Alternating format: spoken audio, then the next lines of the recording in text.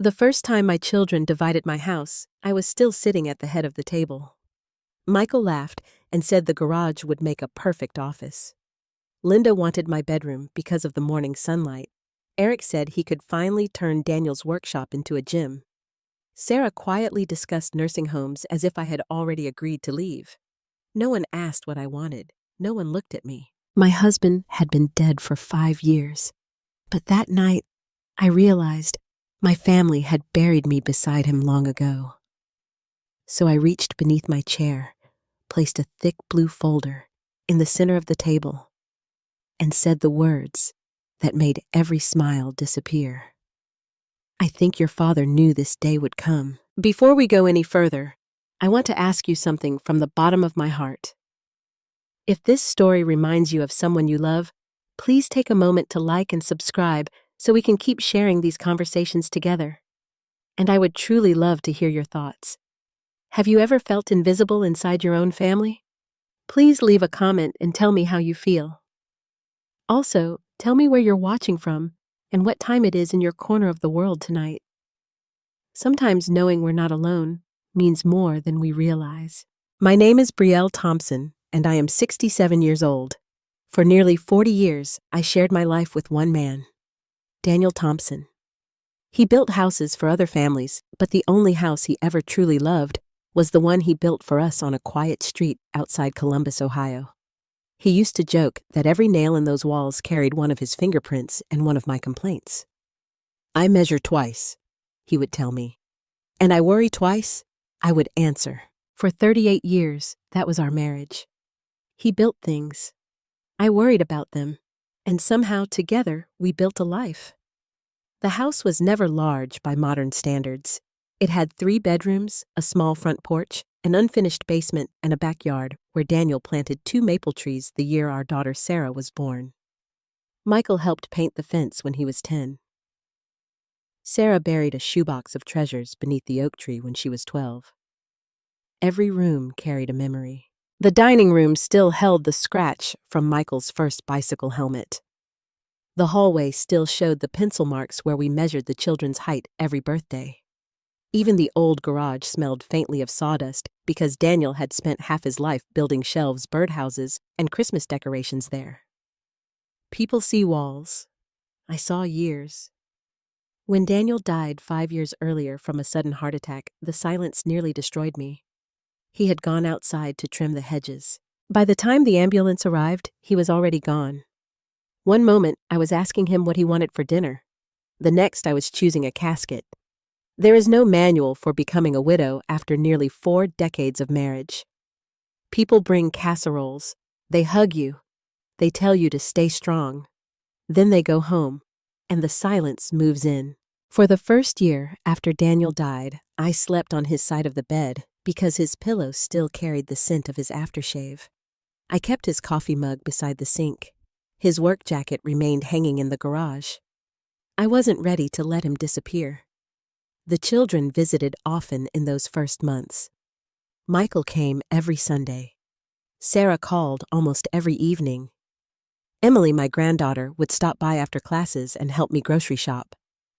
I believed we would survive the loss together. But grief changes families. Slowly, quietly. Like water finding cracks in a foundation. Michael became busier with work. He had entered real estate and talked constantly about housing markets and property values. Sarah worked long shifts as a nurse and seemed exhausted every time I saw her. Everyone had responsibilities. Everyone had bills. Everyone had their own lives. I understood. At least I told myself I did. Eventually, the Sunday visits became once a month. Phone calls became text messages. Holidays became shorter. The house grew quieter every year. I developed small routines to fill the emptiness. Every morning, I drank coffee on the front porch. I watered Daniel's maple trees. I attended church on Sundays. I volunteered twice a month at the library. And every evening, before going to bed, I walked through the house turning off lights exactly the way Daniel used to. Kitchen first, hallway second, living room last. It helped me feel less alone.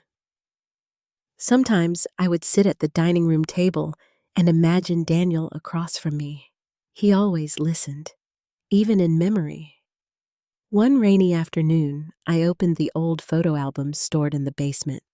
There was our wedding picture, Daniel wearing a borrowed suit, me wearing a dress my mother had sewn. There was Michael's first baseball uniform, Sarah's graduation, family vacations, Christmas mornings, birthdays, years, an entire lifetime. I remember touching one photograph and whispering, "We did all right, didn't we?" The house answered with silence. A few months later, I slipped on the back steps. It wasn't serious. A bruised hip, a strained wrist. The emergency room doctor sent me home the same evening. But somehow, that small fall changed everything. Sarah arrived the next morning. She seemed frightened. "Mom, maybe you shouldn't be living alone." Michael came that weekend. He walked through the house looking at the stairs. "The maintenance is getting difficult." Eric mentioned assisted living. Linda asked if I had considered downsizing. At first, I believed they were worried. I wanted to believe that. After all, they were my children. What mother assumes the worst? But something felt different. The conversations lingered too long around practical matters. Insurance, property taxes, repairs, the value of the neighborhood. One afternoon, Michael sat at my kitchen table drinking coffee. "The market is really strong right now," he said. "For houses. For everything." I smiled. "I don't plan on moving." He stirred his coffee. "You never know." I remember those words because something inside me became uncomfortable. Not afraid, not yet, just uncomfortable. The following week, Sarah asked where I kept my important papers. She said she wanted to help organize things. Linda asked whether the house was fully paid off. Eric wanted to know how large the garage was. Questions, small questions, reasonable questions. At least they sounded reasonable. I answered them because they were family. I trusted them. But after each conversation, I would sit alone in the living room and feel something I couldn't explain. Daniel used to tell me that people reveal themselves gradually. Pay attention to what people ask when they think you aren't listening. At the time, I thought he meant business. Now I wasn't so sure. One evening, I walked into the garage. His old toolbox still sat exactly where he had left it. His work gloves rested on a shelf. Dust covered everything. I sat on the small wooden stool he used while carving birdhouses. For the first time in years, I cried. Not because I missed him. I always missed him.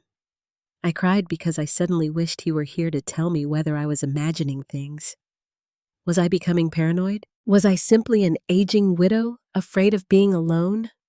Or had something changed inside my family that I had been too lonely to notice? As I prepared to leave the garage, my eyes landed on something Daniel had written years earlier, with black marker on a wooden beam. It had faded, but I could still read it.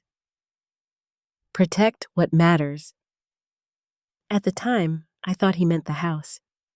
That night, standing alone in the garage, I began to wonder if he meant something else entirely, because for the first time since Daniel died, I felt that something precious inside this home had become fragile.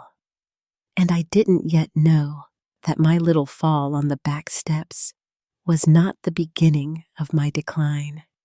It was the beginning of my family's plans. The first strange phone call came on a Tuesday afternoon.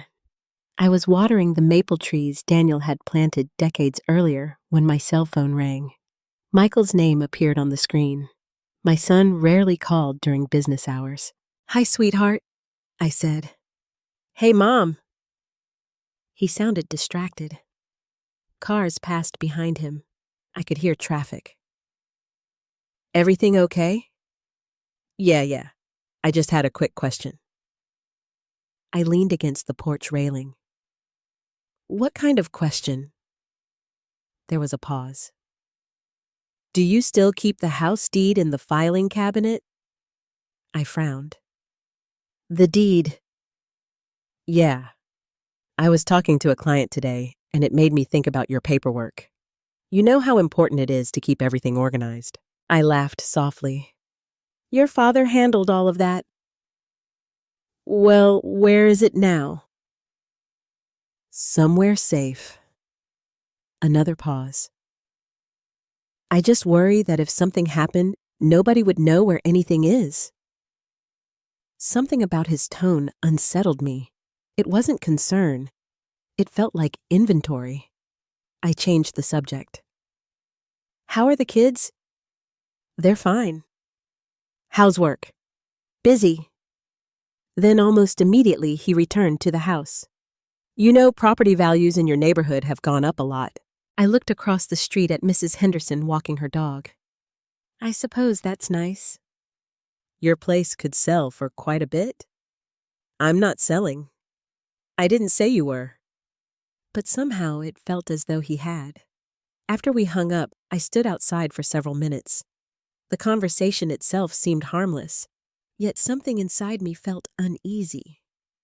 That evening I sat in Daniel's old recliner. I often talked to him there. Not out loud. At least, not usually. But that night I whispered, Am I imagining things? The empty room offered no answer. 3 days later, Sarah called. She sounded exhausted. Mom, how are you feeling? I'm fine. Any dizziness? No. Still taking your medication? Yes. She hesitated. Have you thought any more about getting help around the house? I don't need help. Everybody needs help eventually. Her voice was gentle, but something beneath it felt rehearsed. I still drive. I know. I still cook. I know. I still do my own shopping. I know, Mom. Then came another question. Have you updated your will recently? I nearly dropped the phone. My will. I just mean after Dad passed. Why? I see families fight over estates all the time at the hospital. Are you worried about fighting? No, of course not. But she answered too quickly. After we ended the call, I walked through the house. The dining room, the kitchen, the hallway. Everything looked exactly as it had the day before. Only, I felt different. Questions about my health. Questions about the house. Questions about paperwork. Questions about my will. It wasn't one conversation. It was many. And they all seemed to lead to the same place. A week later, Linda called. That surprised me. My daughter-in-law rarely phoned unless Michael was nearby. Hi, Brielle. Her voice sounded unusually cheerful. Hello, Linda. I was just wondering how you're doing. I'm doing well. That's wonderful. She paused. Michael mentioned your property taxes have gone up. I blinked. Did he? Yes, houses in your area are becoming very valuable. There it was again. Value, market, property, assets. Nobody asked whether I was lonely. Nobody asked whether I missed Daniel. Nobody asked whether I slept well at night. Only the house seemed to interest them. I manage fine, I said. I'm sure you do. Then she laughed softly. You know, if you ever decided to downsize, you'd have so many options. Downsize. The word lingered. After the call ended, I walked into my bedroom. Daniel's photograph sat beside the bed. I picked it up. You would hate this, I whispered, because Daniel had always believed a home was sacred. He grew up poor. His family moved 6 times before he turned 18. When we bought our land, he stood in the empty field and said, Nobody will ever make us leave again. That promise suddenly echoed inside my mind. Nobody will ever make us leave again. Several days later, Emily stopped by. My granddaughter always brought warmth into the house. She carried coffee and blueberry muffins. "Grandma, you need to eat something besides toast." I laughed. "You're becoming your mother." "God forbid." We sat together in the kitchen. She talked about college, professors, exams, friends, normal things. For 1 hour, I felt like myself again. As she prepared to leave, she stopped. "Grandma." "Yes." "Are you okay?" The question startled me. "Why would you ask that?"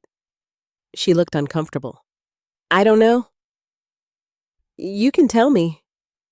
She hesitated. "It's just, everybody keeps talking about you." My heart slowed. "What do you mean?" "Nothing." "Emily." She looked down. "Dad and Uncle Michael have been talking a lot." "What about—" "I shouldn't say." I reached for her hand. "If something concerns me, I deserve to know." She swallowed. "They think you shouldn't live alone anymore." I forced a smile. "Many people think that. But they're talking about it a lot." "Who?" "Everybody." I didn't ask more. She clearly felt trapped, and I didn't want to place her between her parents and me. But after she left, the silence returned. Only now it felt heavier. That weekend, Michael visited. He walked through the garage while I made coffee. When I joined him, he stood looking around Daniel's workbench. "This space is huge." "It was your father's favorite room." He nodded. "You know somebody could convert this." "Convert it?" "Office, apartment, gym." I stared at him. "Why?" He shrugged. "Just thinking." Then his eyes landed on the filing cabinet. "The important paper's still in there." I felt a sudden chill. Why did he keep asking? I changed the subject. "Do you remember building that birdhouse with your father?" He barely looked. "Yeah." He checked his watch. "I've got to leave soon." When he hugged me goodbye, the embrace felt rushed, like an obligation, not affection. That night, I opened an old photo album. There was Michael at age 9, covered in paint, smiling beside Daniel. There was Sarah wearing braces, Emily as a little girl, Christmas mornings, family picnics. I studied every face. At what point had we become strangers? Or perhaps the more frightening question was this: had they changed, or had I simply failed to see them clearly? Near midnight, my phone vibrated. A text from Sarah. "Mom, where do you keep your insurance documents?" No explanation, no reason, just another question. I stared at the screen. For the first time, I didn't answer immediately. Instead, I looked toward the dark hallway. The house felt different now, not because anything had changed, but because I was beginning to realize that my children no longer saw me as the woman who raised them. They saw an aging widow, a woman living alone, a woman with a valuable house. And perhaps, though I still refused to believe it completely, a woman whose future they had already begun discussing without her. I placed the phone face down. Then I looked at Daniel's picture beside my bed. And for the first time since his death, I wished he had left me more than memories. I wished he had left me instructions. Because something was happening inside my family, and I could no longer pretend not to see it. Sunday dinners had once been sacred in our family. When Daniel was alive, every Sunday afternoon meant roast chicken, mashed potatoes, and too many desserts. The children would argue over football games. Emily would sit beside her grandfather. Sarah would help me wash dishes while Michael and Daniel talked in the garage. Those Sundays felt permanent. I realize now that nothing truly is. The following Sunday, Michael suggested everyone come to my house. "It'll be nice," he said over the phone. We haven't all been together in a while. Part of me felt relieved. Perhaps I had been imagining everything. Perhaps my fears were simply loneliness wearing a different face. So I spent Saturday cleaning the house. I vacuumed the carpets. I polished the dining table. I took out Daniel's favorite serving dishes. I even baked the apple pie that Michael had loved as a child. By 4 o'clock Sunday afternoon, the house smelled of cinnamon and roasted chicken. For a brief moment, I felt like the old days had returned. Emily arrived first. She hugged me tightly. "You look beautiful, Grandma." I smiled. "You're biased." She lowered her voice. "Are you okay?" There was concern in her eyes. Real concern. I nodded. "I'll survive dinner." She squeezed my hand. A few minutes later, Michael and Linda arrived. Michael kissed my cheek quickly. Linda walked directly into the house. "Oh, this place always feels so big," she said. She looked around the living room, then the dining room, then down the hallway. I noticed her eyes moving from room to room, evaluating, measuring. Sarah and Eric arrived last. Sarah seemed exhausted from work. Eric carried a bottle of wine. For the first 30 minutes, everything felt normal. We talked about the weather. Emily discussed college. Michael complained about interest rates. Sarah spoke about the hospital. I almost relaxed. Then dinner ended, and something changed. Michael stood up. "I want to stretch my legs." He walked toward the garage. Eric followed him. Linda wandered down the hallway. Sarah began loading dishes into the sink. I stayed at the dining table with Emily. "Where did everybody go?" I asked. Emily looked uncomfortable. "I don't know." Several minutes passed. I finally stood. The first person I found was Linda. She was standing inside my bedroom. She turned suddenly. "Oh." I forced a smile. "Looking for something?"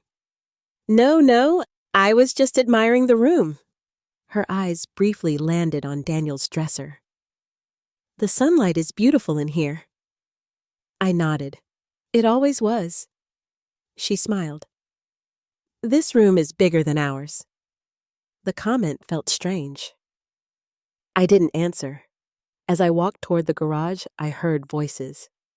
Michael, Eric. Their conversation stopped when I entered. Michael quickly smiled. "Hey, Mom!" "What are you boys doing?" "Just talking." Eric pointed at the workbench. "Your garage is huge." It was Daniel's workshop. Michael ran his hand along one of the shelves. "You could really do something with this space." Again, those words. Do something with it. Convert it. Change it. I suddenly felt like a visitor inside my own house.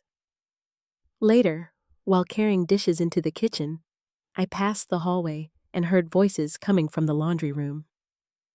Linda? Sarah? The door wasn't fully closed. "She can't stay here forever," Sarah sighed. "I know. What happens if she falls again? She's still independent." "Not for long." My hands froze around the plates. Sarah spoke quietly. "We need to be careful." Linda answered. "The longer we wait, the harder it'll become." I stepped backward before they saw me. My heart pounded. Perhaps they were genuinely worried.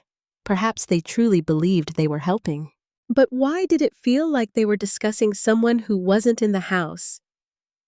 Why did it sound as if decisions had already been made? Dinner ended shortly after 8.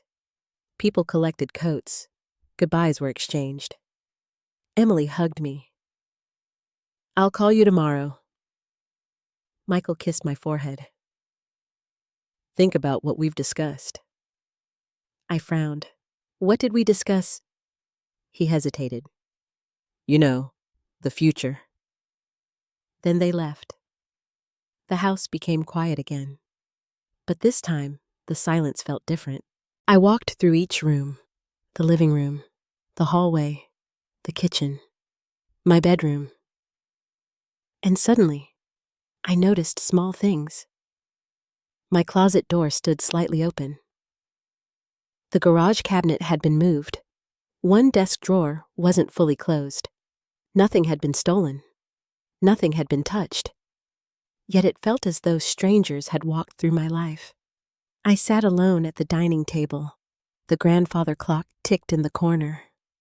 For years, I had believed loneliness was the hardest part of aging. I was wrong.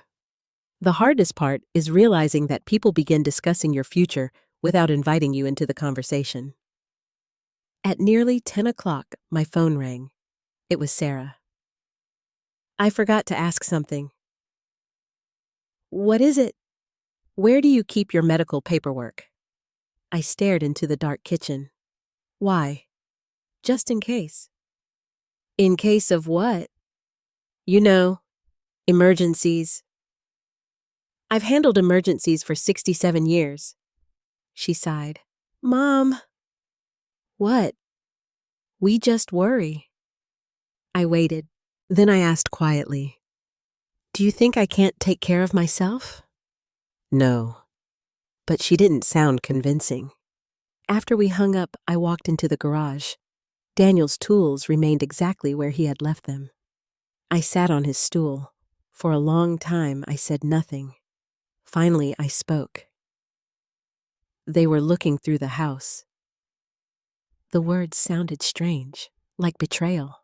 I remembered Michael at 12 years old building a birdhouse beside his father. I remembered Sarah falling asleep on the sofa after Christmas dinner. I remembered teaching them to ride bicycles, holding fevers through the night, attending graduations, paying college tuition, loving them through every mistake. How had we arrived here? When had my children begun seeing rooms instead of memories? A cold wind entered through the slightly open garage door. I looked toward Daniel's old filing cabinet. Inside were insurance papers, property records, tax documents, things he had always handled.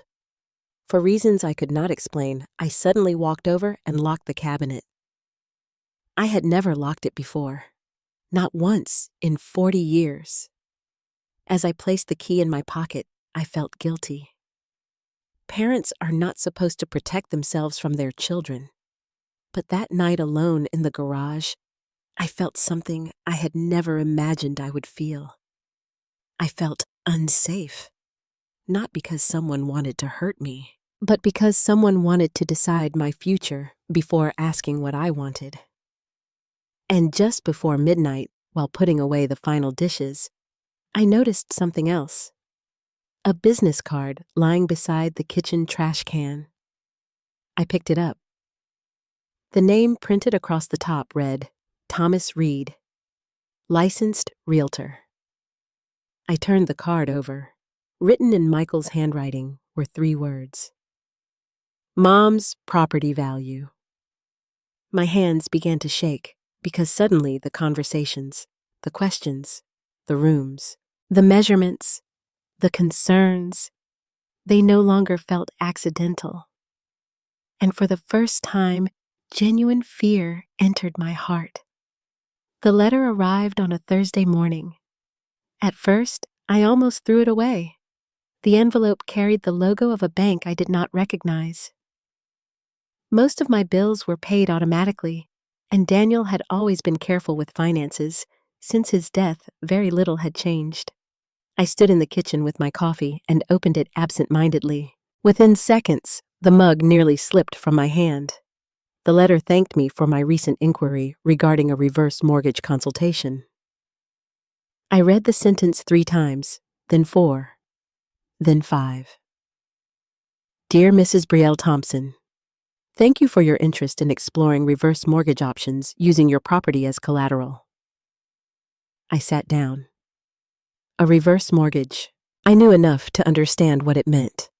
The house could be used to borrow against its value. It was something many older homeowners considered. Except I had never contacted this bank. I had never requested information, and I had certainly never scheduled a consultation. My hands trembled as I continued reading. According to the letter, an information packet had already been mailed, and a preliminary inquiry had been submitted using my personal information.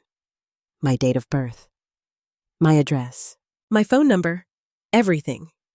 At the bottom appeared a customer service number. I immediately called. After several minutes on hold, a woman answered. "Good morning, this is Karen. How may I assist you?" "My name is Brielle Thompson. I received a letter regarding a reverse mortgage." "Certainly, Mrs. Thompson." Her keyboard clicked. "I don't understand why I received it."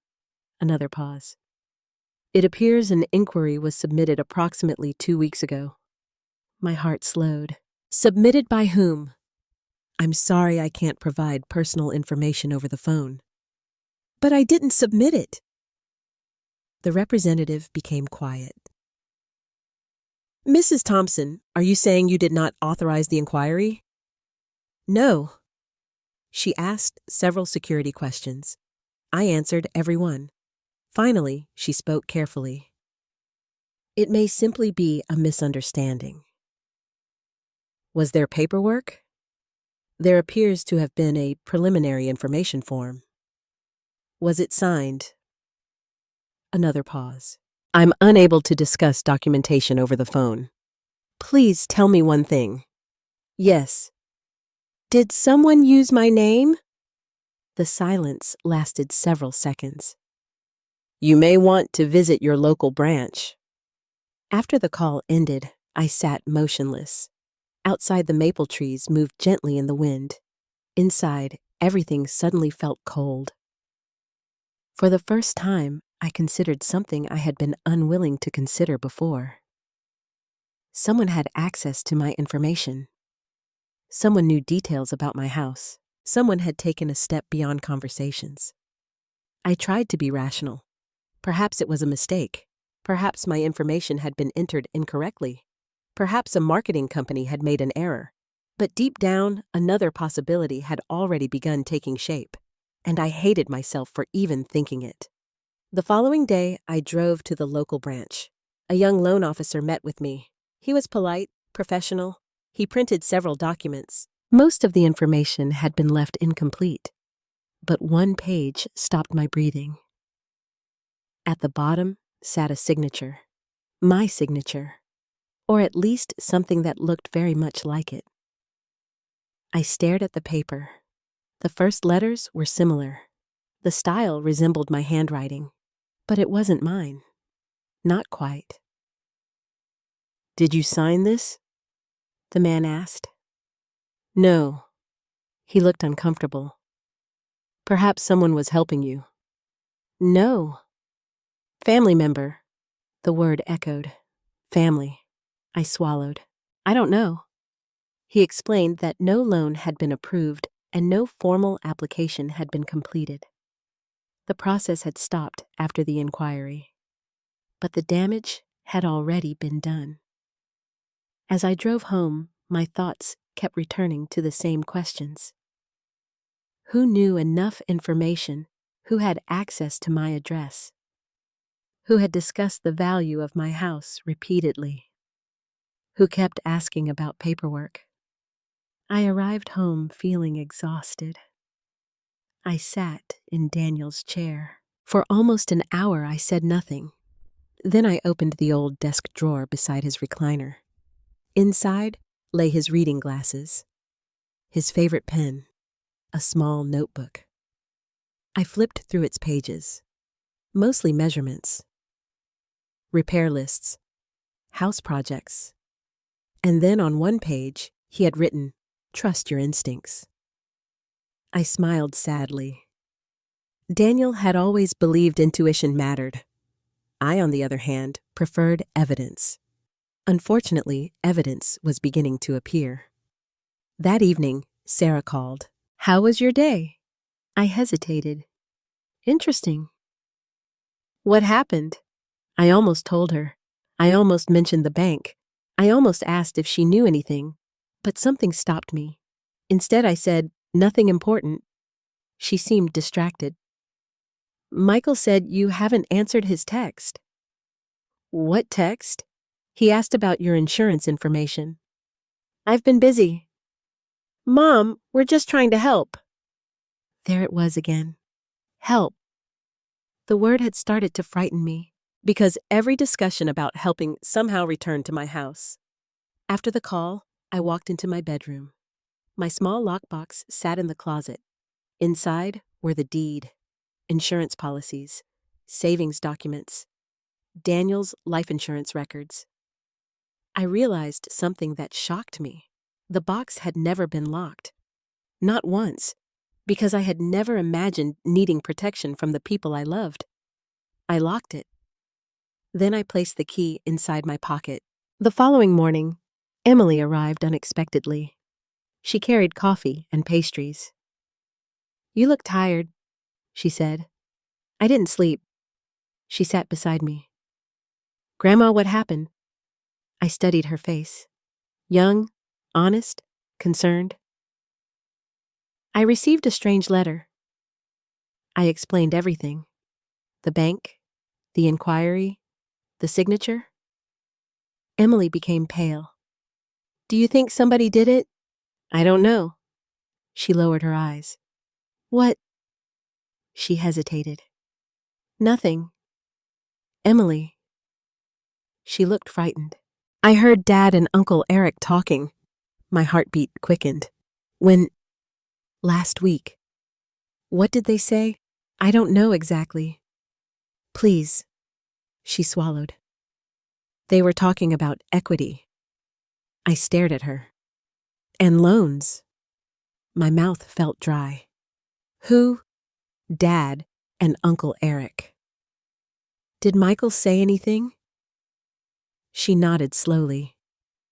He said there was enough value in the house. The room became silent. Emily's eyes filled with tears. I'm sorry.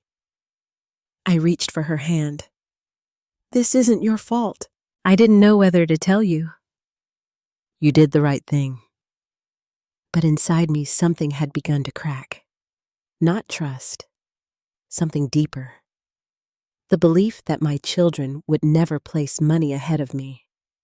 That evening, I searched through several drawers in the office. At the back of a cabinet, I found an old folder containing previous legal documents. Most were harmless. Tax forms, insurance updates, property records. But tucked inside one folder sat a photocopy of a limited power of attorney form. The page was incomplete. My name appeared at the top. The signature line was blank. Someone had highlighted several sections. I did not remember printing it. I certainly had never discussed it. Suddenly, the room felt smaller. The questions, the property, the reverse mortgage, the signature, the paperwork, the conversations. Each piece alone seemed harmless. Together, they formed something else, a pattern. For the first time in my life, I became afraid of opening my own mailbox, because I no longer knew what surprise might be waiting. And as darkness settled outside the windows, I walked into the garage. I stood beside Daniel's old workbench. The smell of sawdust still lingered. I need your help, I whispered. Of course, no answer came. But as my eyes wandered across the shelves, I noticed something I had not touched in years. Daniel's old metal filing cabinet, the one he kept locked, the one he always called our emergency drawer. And suddenly, I remembered something he had once told me. If anything ever feels wrong, call Robert. Robert Hayes, his attorney, his oldest friend, the man who had handled every legal document our family had ever signed. For 5 years, I had never needed him. But standing there in the quiet garage, holding that bank letter in my hand, I realized something. I was no longer dealing with suspicions. I was dealing with fear. And for the first time since Daniel died, I knew exactly who I needed to call. I called Robert Hayes the next morning. For several seconds, the phone rang. I almost hung up. Robert had been Daniel's attorney for more than 30 years, but after my husband died, I had spoken to him only once at the funeral. Then his familiar voice answered. "Brielle," I nearly cried. "Hello, Robert." "My goodness, it's been too long." We exchanged polite words. He asked about my health, about Emily, about the house. Simple questions, real questions. Questions that had nothing to do with property values. Finally, he grew quiet. "Tell me why you called." I looked out the kitchen window. "I think something may be wrong." He didn't interrupt, so I told him everything. The reverse mortgage inquiry, the strange questions, the realtor's business card, the conversations, the paperwork, the signature. When I finished, the silence lasted several seconds. Then he asked one question. "Do you trust your instincts?" I looked toward Daniel's old chair. "I don't know anymore." Robert sighed. "Daniel trusted yours." That sentence settled heavily inside me. We arranged to meet the following afternoon. Robert's office sat downtown in a brick building that seemed untouched by time. The same leather chairs, the same wooden shelves, the same clock on the wall. Robert himself had aged considerably. His hair had become almost entirely white. His shoulders had stooped, but his eyes remained sharp. He hugged me warmly. "It's good to see you, Brielle." "It's good to see you too." After we sat down, I handed him the bank letter. He read quietly, then the photocopy, then my notes. Finally, he folded his hands. "First, let's not panic." I nodded. "Second, let's not ignore this." That answer surprised me. "You think something happened?" "I think enough has happened to be careful." He opened a file cabinet. Several moments later, he returned carrying a thick folder. My name appeared on the front. "Daniel kept excellent records." I stared at the file. "I haven't seen that in years." "He wanted it here." I frowned. "Why?" Robert hesitated. "Because he worried about you." I felt my chest tighten. Daniel worried about me. He worried about what might happen after he was gone. I looked at him. "What do you mean?" Robert removed his glasses. "Your husband loved his family." "I know. But he also understood people." The room became very quiet. "He made me promise something." "What?" Robert leaned back. "If you ever came to me because you felt pressured, frightened, or uncertain about the house, I was to help you immediately." My heart began to beat harder. "He said that—" Robert nodded. "He told me Brielle trusts everybody. If she ever feels uncomfortable, believe her." Tears filled my eyes. Even after death, Daniel had somehow been protecting me. Robert continued. "For now, I want you to do several things." I took out a notebook. "First, secure every important document." "I already locked my box." "Good." "Second, change any hidden spare keys." I blinked. "Keys?" "Yes." "Nobody would enter my house." He looked at me carefully. Brielle people often convince themselves that family members cannot cross certain lines. I lowered my eyes. "I understand." "Third, make copies of every financial document." "And fourth," he smiled slightly, "observe." "Observe?" Don't accuse anyone. Why not?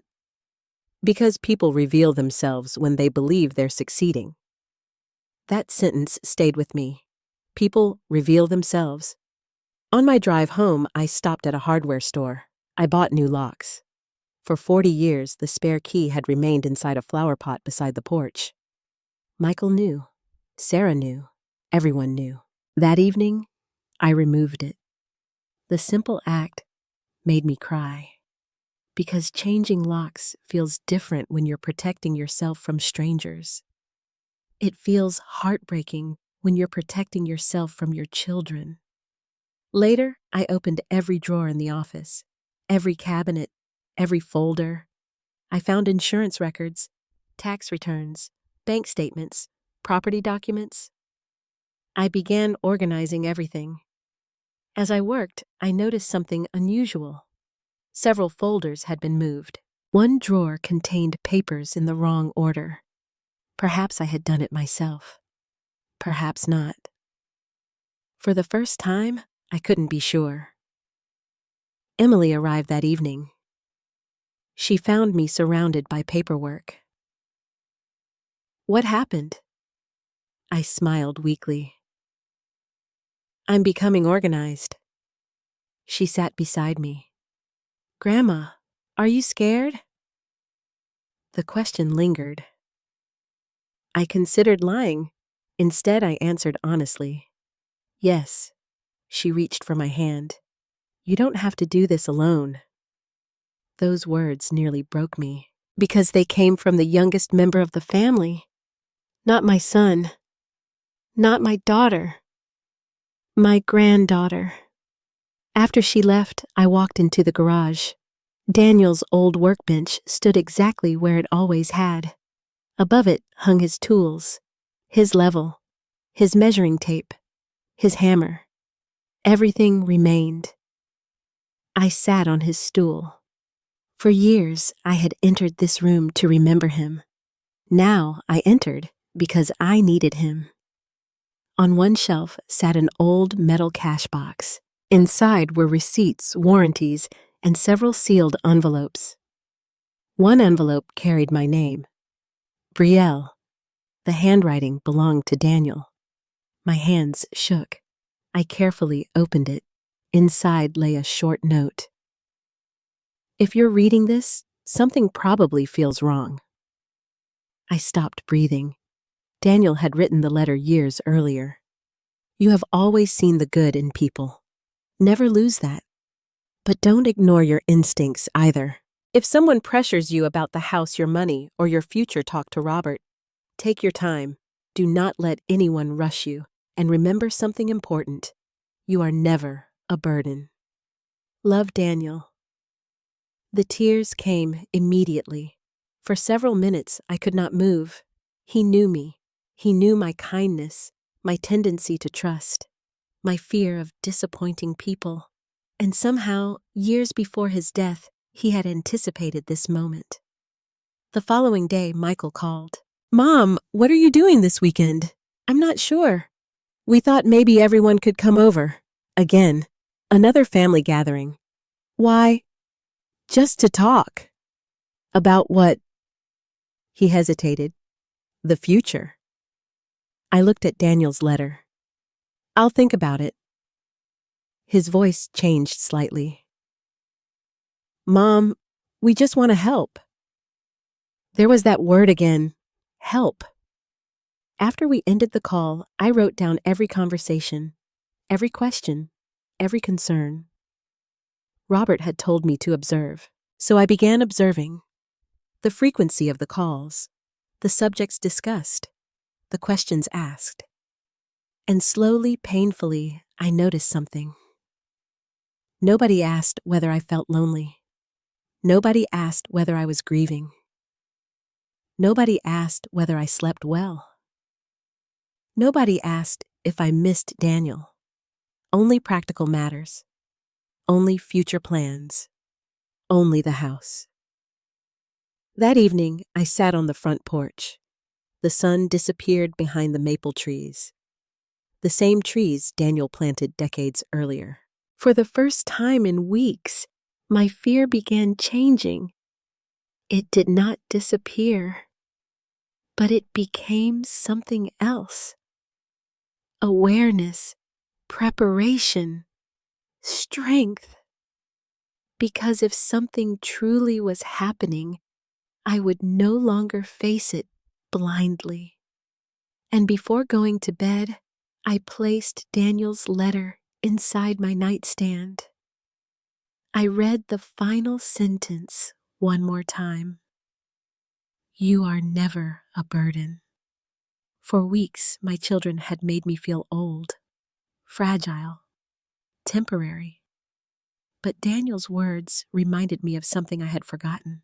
This was still my house, my life, my future. And if people were making plans for me without my permission, they were about to discover something they had underestimated. I might be 67 years old. I might be widowed. I might live alone. But I was not helpless. Not yet.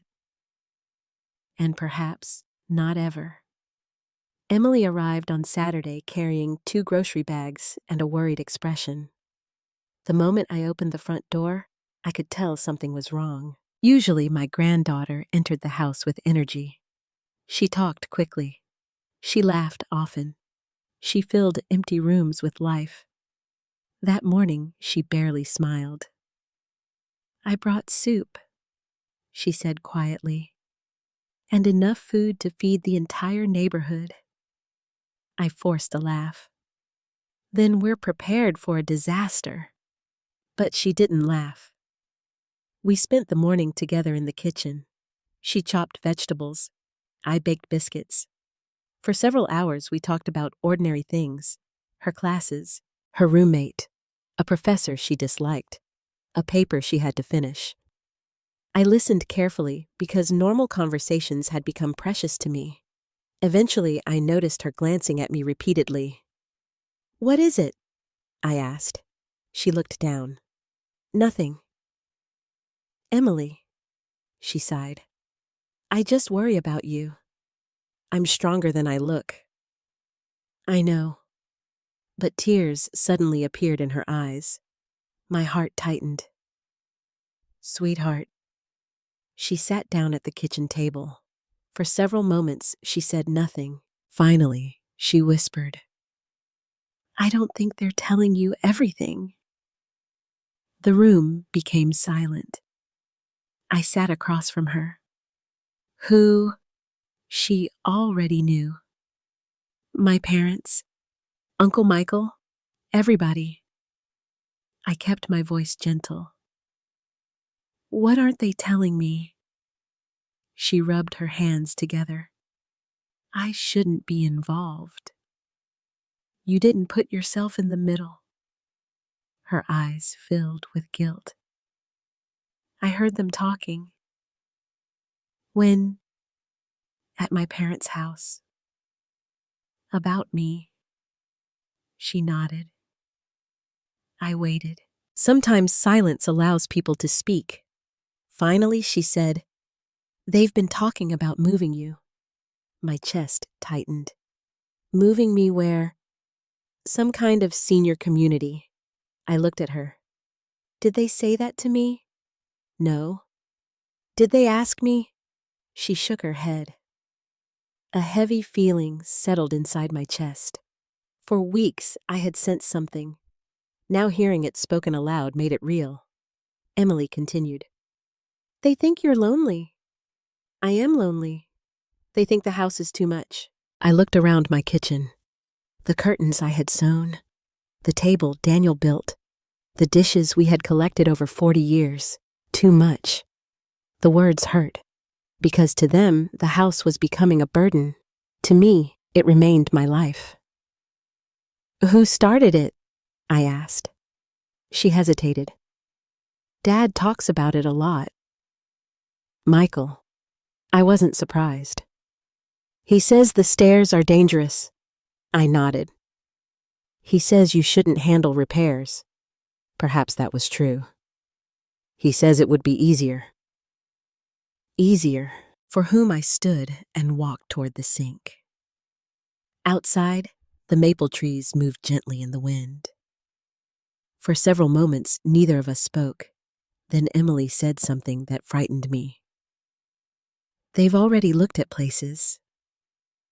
I turned. "What places?" "Senior communities." My throat became dry. "They visited them." "When?" "I don't know exactly." "Who?" "My dad, Uncle Eric, Aunt Sarah." I sat down again. The room suddenly felt smaller. Not because my children were worried, because they were making plans. Without me, I remembered every phone call, every question, every conversation about the future. The puzzle pieces slowly fit together. Emily looked miserable. "I'm sorry." "You don't have to apologize." "I feel like I'm betraying my parents." I reached across the table and held her hand. "No." She looked at me. "You're protecting your grandmother." She began crying. I didn't know what to do. I moved beside her. For several minutes, we simply sat together. She reminded me of Sarah when she was young. Compassionate, sensitive, unable to watch someone suffer. Eventually, Emily wiped her eyes. "There's something else." My stomach tightened. "What?" She reached into her purse. Her hands shook slightly. "I wasn't sure if I should show you." She removed her phone. "I saw some messages." My pulse quickened. "What messages?" She looked frightened. "The family group chat." I stared at her. There had always been a family group. Birthdays, holiday plans, pictures, jokes. Apparently, the conversations had changed. "I wasn't trying to spy." "I know." "My mom left her phone in the kitchen." Emily swallowed. "And I saw your name." I could barely speak. "What did they say?" She hesitated again. "I don't want to hurt you." I looked directly into her eyes. "The truth cannot hurt more than uncertainty." She nodded slowly. "Dad said the house was worth almost $600,000 now." "Michael." "Uncle Eric said moving you sooner would be easier." I closed my eyes. "Aunt Sarah said she felt guilty." My daughter. "What did Linda say?" Emily looked down. "She asked who would get the master bedroom." For several seconds I could not breathe. The master bedroom. The room where Daniel died. The room where I had slept beside my husband for 38 years. The room where I still kept his photograph. The room where I cried after his funeral. She wanted the bedroom. As though I had already left. As though I had already disappeared. Tears finally came. Not loud tears, not dramatic tears. Simply quiet ones. Emily held my hand. "I'm so sorry." I looked toward the hallway, toward my bedroom, toward the years stored inside those walls. People often imagine betrayal as anger, shouting, arguments, cruel words. But sometimes betrayal is quieter. Sometimes it is discovering that people have begun planning your absence while you are still alive. Emily remained with me that afternoon. We drank tea. We talked about Daniel. She told me stories about her grandfather, how he helped her build a birdhouse, how he attended every school play, how he always carried peppermints in his pocket. "He loved you very much," she said. "I know." "He used to tell me something." "What?" She smiled sadly. "He said Grandma Brielle is stronger than everyone thinks." I laughed softly. Your grandfather gave me too much credit. No, she squeezed my hand. He didn't. After she left that evening, the house became quiet again. But the silence felt different. Before I had felt confused. Now I felt informed, painfully informed. I walked into my bedroom. The sunlight was fading. The same room Linda had admired. The same room she wanted. I sat on the edge of the bed. Daniel's photograph rested beside me. They've already chosen rooms, I whispered. I imagined him listening, the way he always had, and suddenly I realized something. For weeks I had been asking the wrong question. I kept asking, are they trying to help me? But perhaps the real question was, at what point did they stop seeing me as a person and begin seeing me as a problem to solve? That night before going to sleep, I wrote everything in a notebook. The reverse mortgage, the calls, the realtor, the conversations, the senior communities, the family messages. Robert had told me to observe, so I observed. And for the first time, another feeling slowly emerged beneath the sadness. Resolve. Because if my family had truly begun making decisions about my life without me, they had forgotten something important.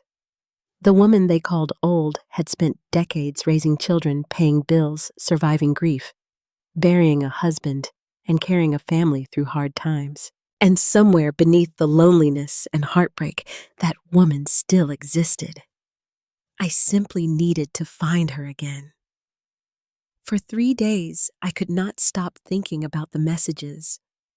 I never actually saw them. Emily had only told me what she remembered. Part of me wanted to believe she had misunderstood. Perhaps the conversations had been taken out of context. Perhaps Michael had been worried. Perhaps Sarah had been overwhelmed.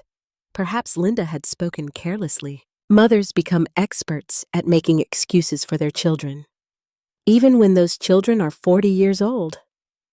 Monday morning arrived gray and rainy. I sat in the kitchen drinking coffee while Daniel's letter rested beside my plate. You are never a burden. I read those words every day now. They felt like armor. Around noon, Sarah called. Hi, Mom. Her voice sounded tired. Hello, sweetheart. How are you feeling? I'm fine. Are you sure? Yes. There was a pause. Have you thought about getting some help around the house? Again. The same subject, different words, same destination. I manage well. You don't have to prove anything. I looked out the window. Who am I proving it to? She didn't answer immediately. I just worry. The conversation lasted only a few minutes, but after we hung up, I noticed something. Sarah never asked about my garden. She never asked whether I had gone to church. She never asked whether I missed Daniel. Only my ability to live alone interested her. That afternoon, Emily texted me. Can I stop by tonight? Of course. She arrived carrying takeout containers. Neither of us felt much like cooking. We ate quietly in the kitchen. Eventually, she placed her phone on the table. Her hands were shaking. I shouldn't do this. My heart began to race. What is it? She looked miserable. I took screenshots. For several seconds, I couldn't speak. The family messages. She nodded. I know it's wrong. No. She looked at me. It isn't. Very slowly, she unlocked her phone. The first message came from Michael. Mom can't keep maintaining that place forever. My stomach tightened. Another message. The stairs alone are dangerous, Eric replied. If she waits too long, the house will become a problem. Another. We need to convince her before something happens. I felt cold. Emily scrolled. Sarah had written, I don't want her thinking we're pushing her. At least my daughter had hesitated. But then Linda answered, "We're trying to help her. And honestly, the house is worth too much to ignore." My breathing became shallow.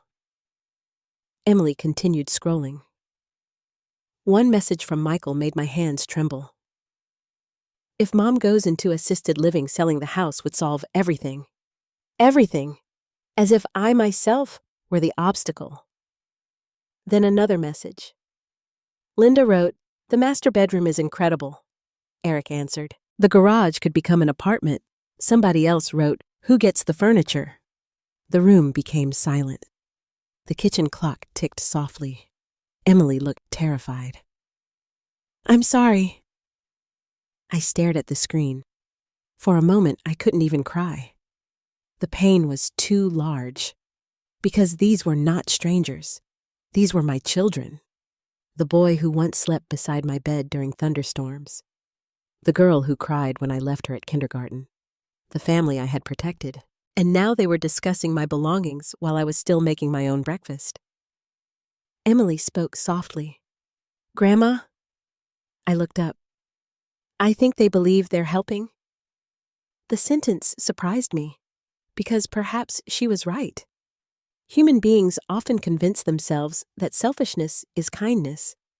Maybe Michael truly believed he was protecting me. Maybe Sarah believed I was unsafe. Maybe Linda saw practicality where I saw betrayal.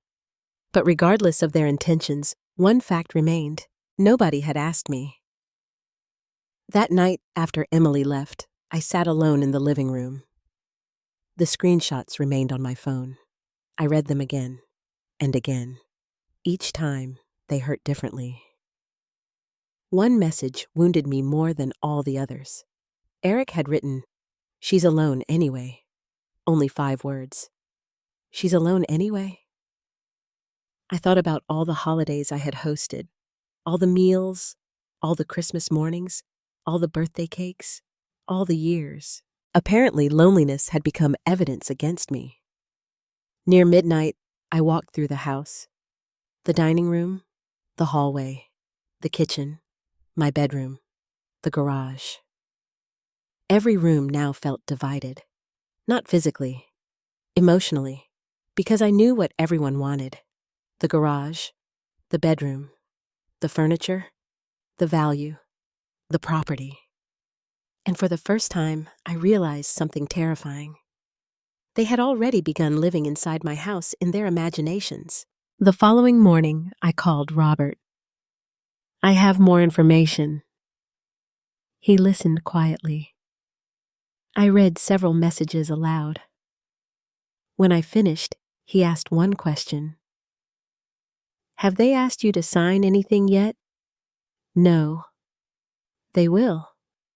"How do you know?" "Because conversations like this usually move toward paperwork." My chest tightened. What should I do? Continue observing. I'm tired of observing. I know. I feel like I'm spying on my own children. He spoke gently. "No, Brielle. You're protecting yourself."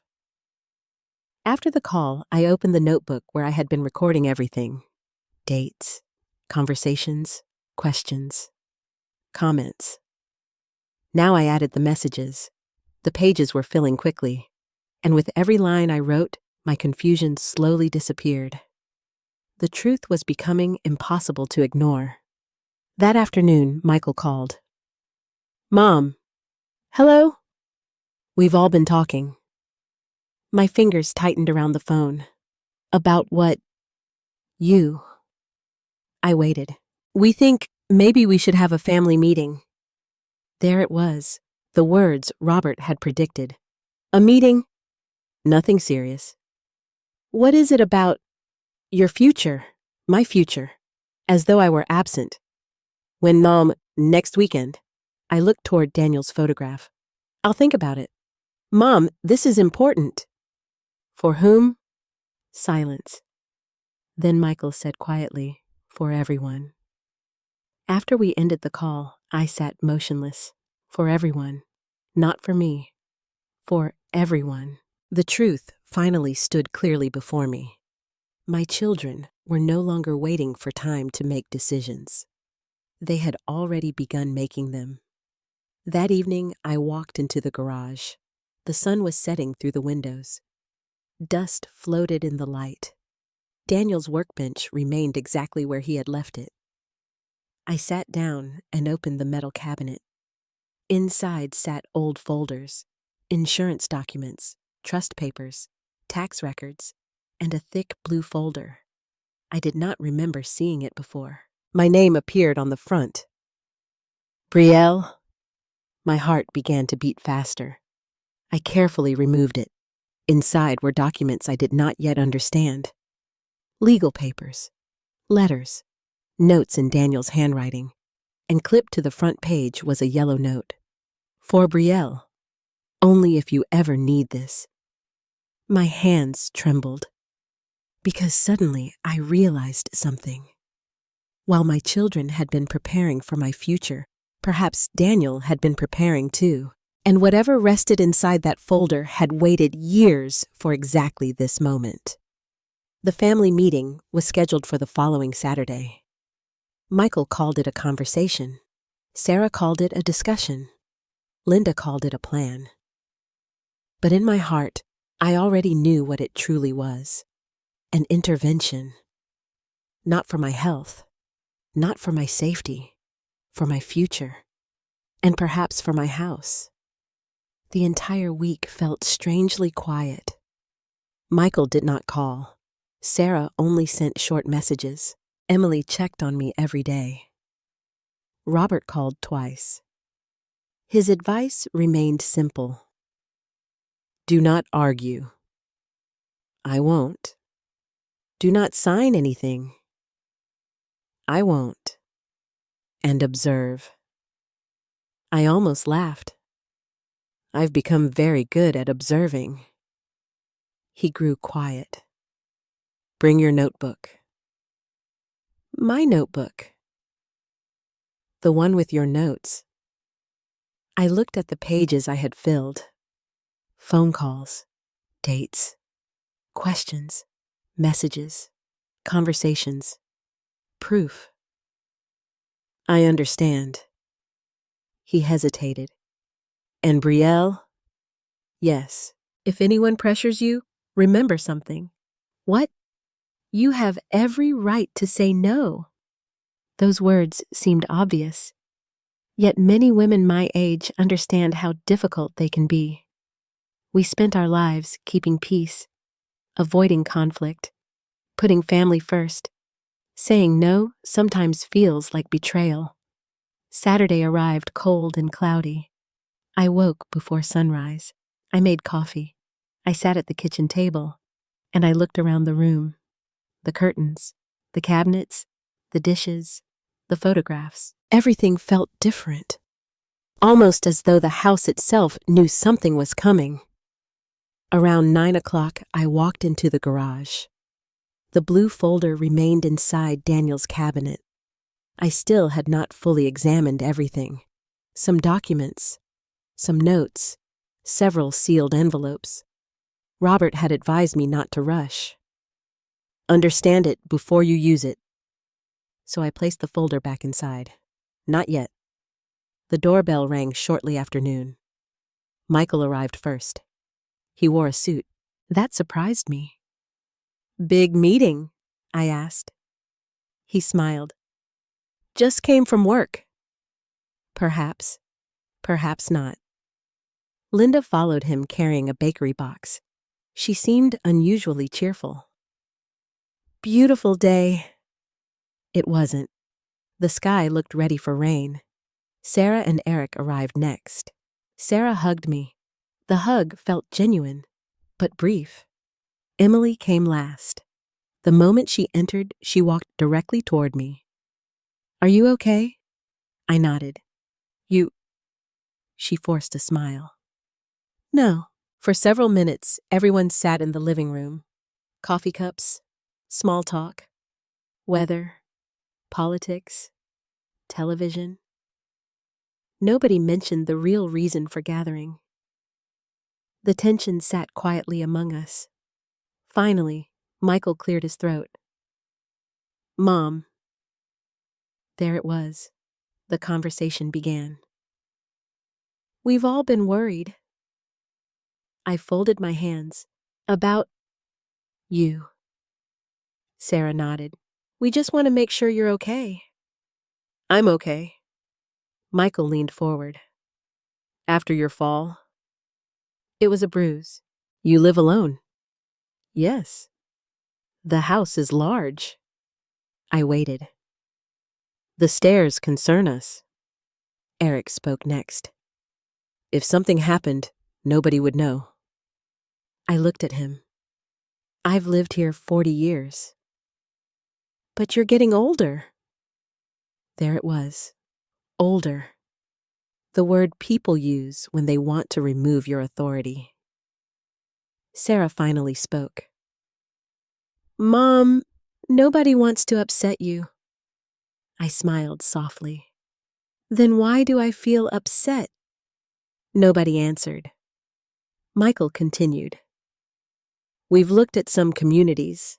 Communities, the polite word. What communities? Senior living. I looked at him carefully. You visited them only to gather information. Without asking me, he shifted uncomfortably. We didn't want to worry you. Linda added gently. They're beautiful places. Beautiful. As if wallpaper could replace memory. As if landscaping could replace a lifetime. I remained calm. What else? The room became quiet. Finally, Michael reached beside his chair. He pulled out a folder. My heartbeat slowed. Paperwork, just as Robert had predicted. Mom, this isn't anything serious. I looked at the documents. What is it? Just temporary arrangements. Sarah looked uncomfortable. It's only if something happens. What happens? If you become sick. I opened the first page. Power of attorney. The words seemed to echo. The same words I had found weeks earlier. The same forms. The same fear. I looked up. Who prepared this? Michael cleared his throat. A friend. What friend? An attorney? I turned another page. There it was. Michael Thompson, proposed financial authority. My son. I closed the folder. The room had become completely silent. Linda finally spoke. We only want to help. I looked at her. By taking control of my finances. No. By making decisions for me. That's not what this is. I turned toward Michael. When were you going to tell me about the reverse mortgage inquiry? His face changed. Only slightly, but enough. What? The bank. Nobody moved. I don't know what you're talking about. I studied him. Perhaps he truly didn't know. Perhaps he lied. Either possibility frightened me. Sarah looked confused. What bank? I realized something. Maybe not everyone knew everything. Maybe Michael had moved farther than the others. Maybe the family itself had begun dividing. I stood up. I need some air. Emily immediately rose. I'll come. Outside, the autumn air felt cold. The maple trees moved gently above us. Emily looked terrified. I'm sorry. You don't need to apologize. They shouldn't be doing this. I looked toward the house. Through the window, I could see Michael talking, Eric nodding, Linda holding papers. They think they're helping. Emily shook her head. No. I didn't answer, because I no longer knew. Perhaps good intentions had become greed. Perhaps greed had disguised itself as concern. Perhaps both existed together. After several minutes, we returned inside. Michael stood.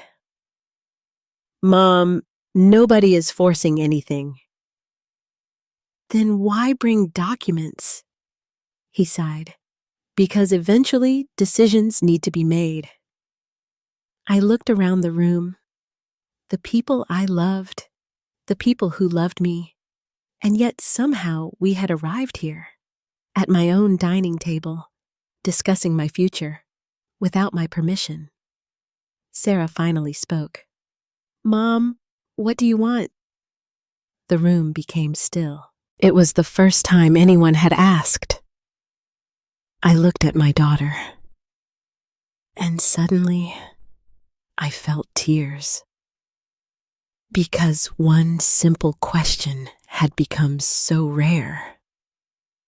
What do you want? I answered honestly. I want to stay in my home. Nobody spoke. I want to make my own decisions. Michael lowered his eyes. I want to be treated like I'm still alive. The words hung heavily in the room. Emily began crying quietly. Sarah wiped her eyes. Even Eric looked uncomfortable, but Michael remained silent. Finally, he said something that chilled me. What if staying here isn't realistic anymore? Realistic, the language of business, of transactions, not family. I looked at him. When did my life become a real estate decision? Nobody answered. The meeting ended shortly afterward. No signatures, no agreements, no decisions. But as everyone gathered coats and purses, Michael stopped beside me. We need to figure this out soon. I looked directly at him. Why? He hesitated. For everyone's sake. Again, for everyone, not for me. As the front door closed and the house became quiet, I sat alone at the dining table. The paperwork still lay there. Power of attorney, financial authority, medical decisions, prepared in advance, prepared before anyone had asked me. Slowly, I opened my notebook. I wrote down everything, every word, every expression, every moment. And then, for the first time, I opened Daniel's blue folder completely. Inside, clipped to the very first page, was a note in his handwriting. If they ever try to decide your future for you, place this on the table. My hands began to shake, because suddenly I understood. Daniel had not simply prepared documents. He had prepared for this exact moment, and somewhere inside that folder rested the truth my family never expected. For 3 days after the family meeting, nobody called. The silence felt intentional. Michael did not text. Linda disappeared completely. Eric remained quiet. Even Sarah only sent a short message asking whether I was feeling well. I answered politely, but something inside me had changed. For weeks I had felt frightened. Now I felt prepared. The blue folder remained locked inside Daniel's old cabinet in the garage. I had finally spent several evenings reading every page. Some documents confused me. Others made me cry. Several pages contained Daniel's handwriting. Several involved Robert. And one document folded carefully inside a separate envelope changed everything. But I still wasn't ready. Not yet. Saturday afternoon arrived with heavy rain. The entire family gathered again. Michael said he wanted one final conversation. Those words alone made me uneasy. Final. As if the decision had already been made. Emily arrived early. She stood beside me in the kitchen. You don't have to do anything you don't want. I smiled. I know. Promise me. I promise. She looked relieved. At 3 o'clock, everyone sat around the dining table. The same table where birthdays had been celebrated. The same table where Daniel carved the Thanksgiving turkey. The same table where our children once colored Easter eggs. Now it felt like a courtroom. Michael sat at one end. Sarah sat quietly beside Eric. Linda carried several folders.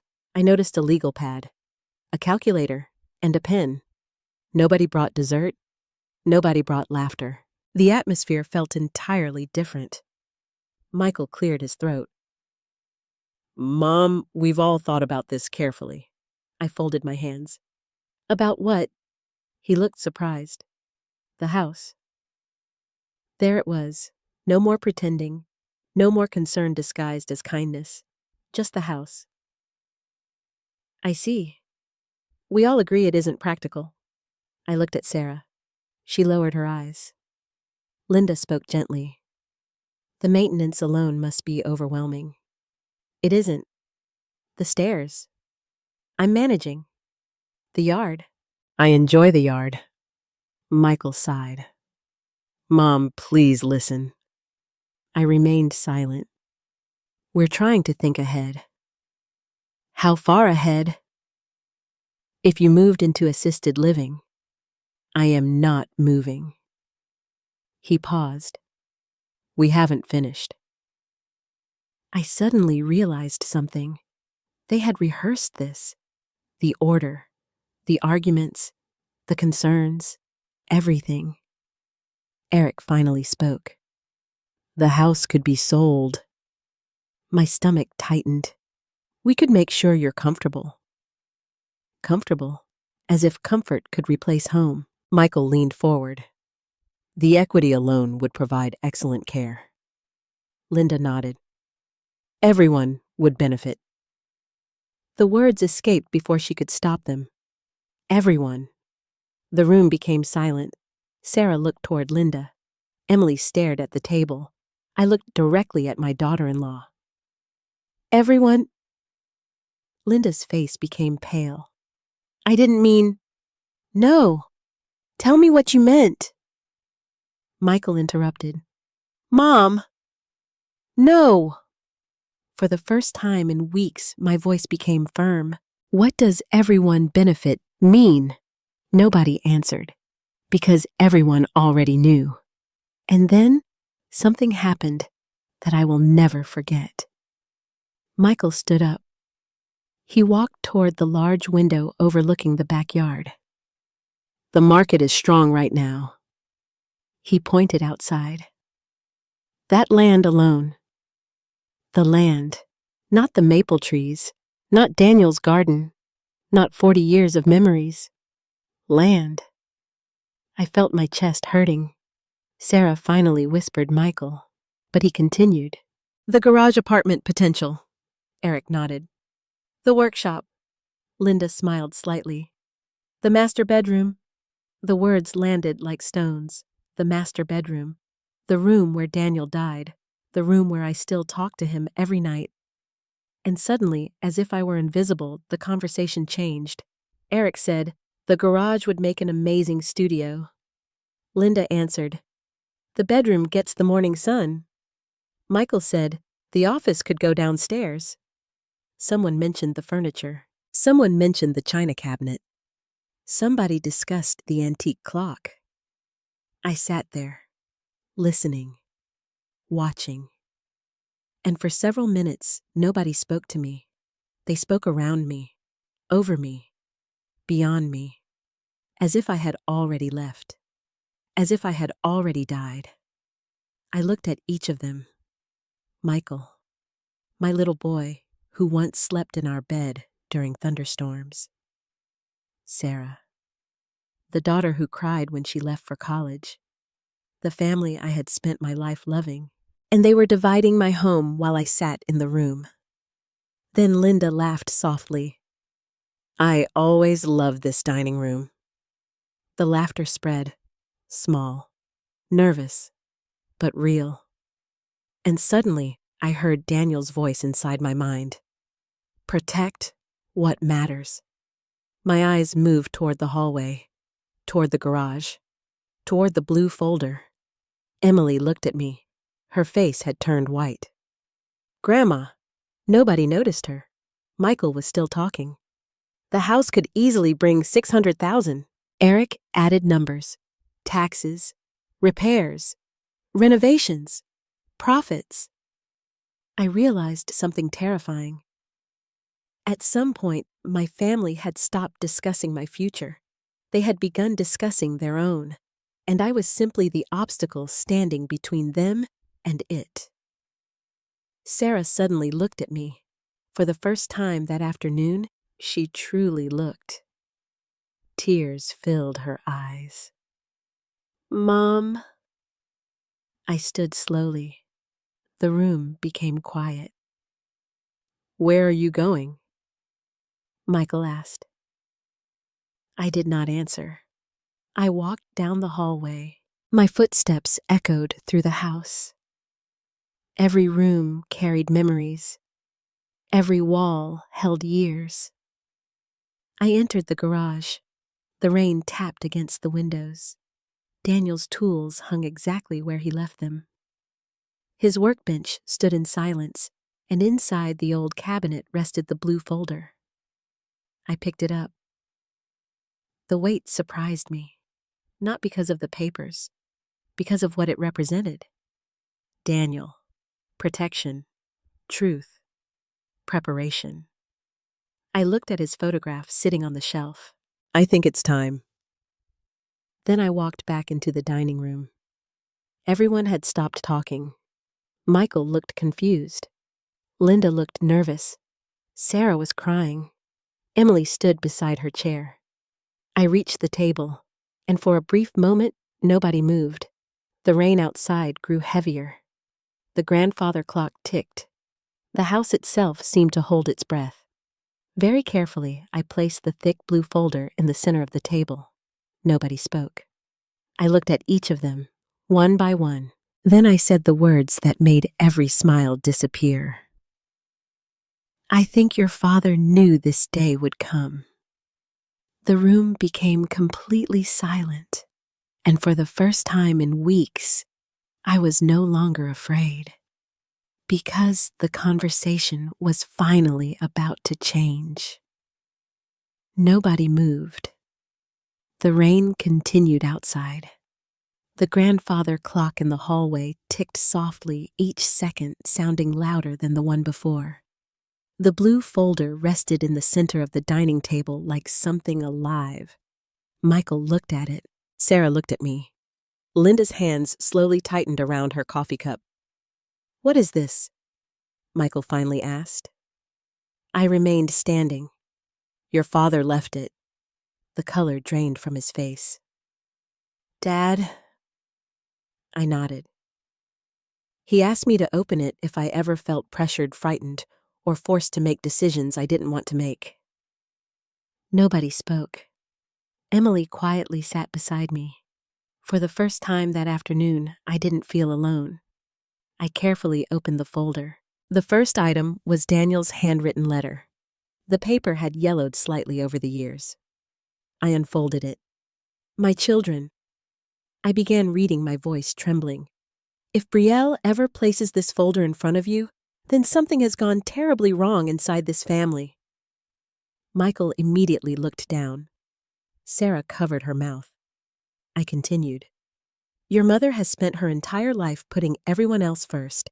If she feels afraid inside her own home, then you have forgotten who she is."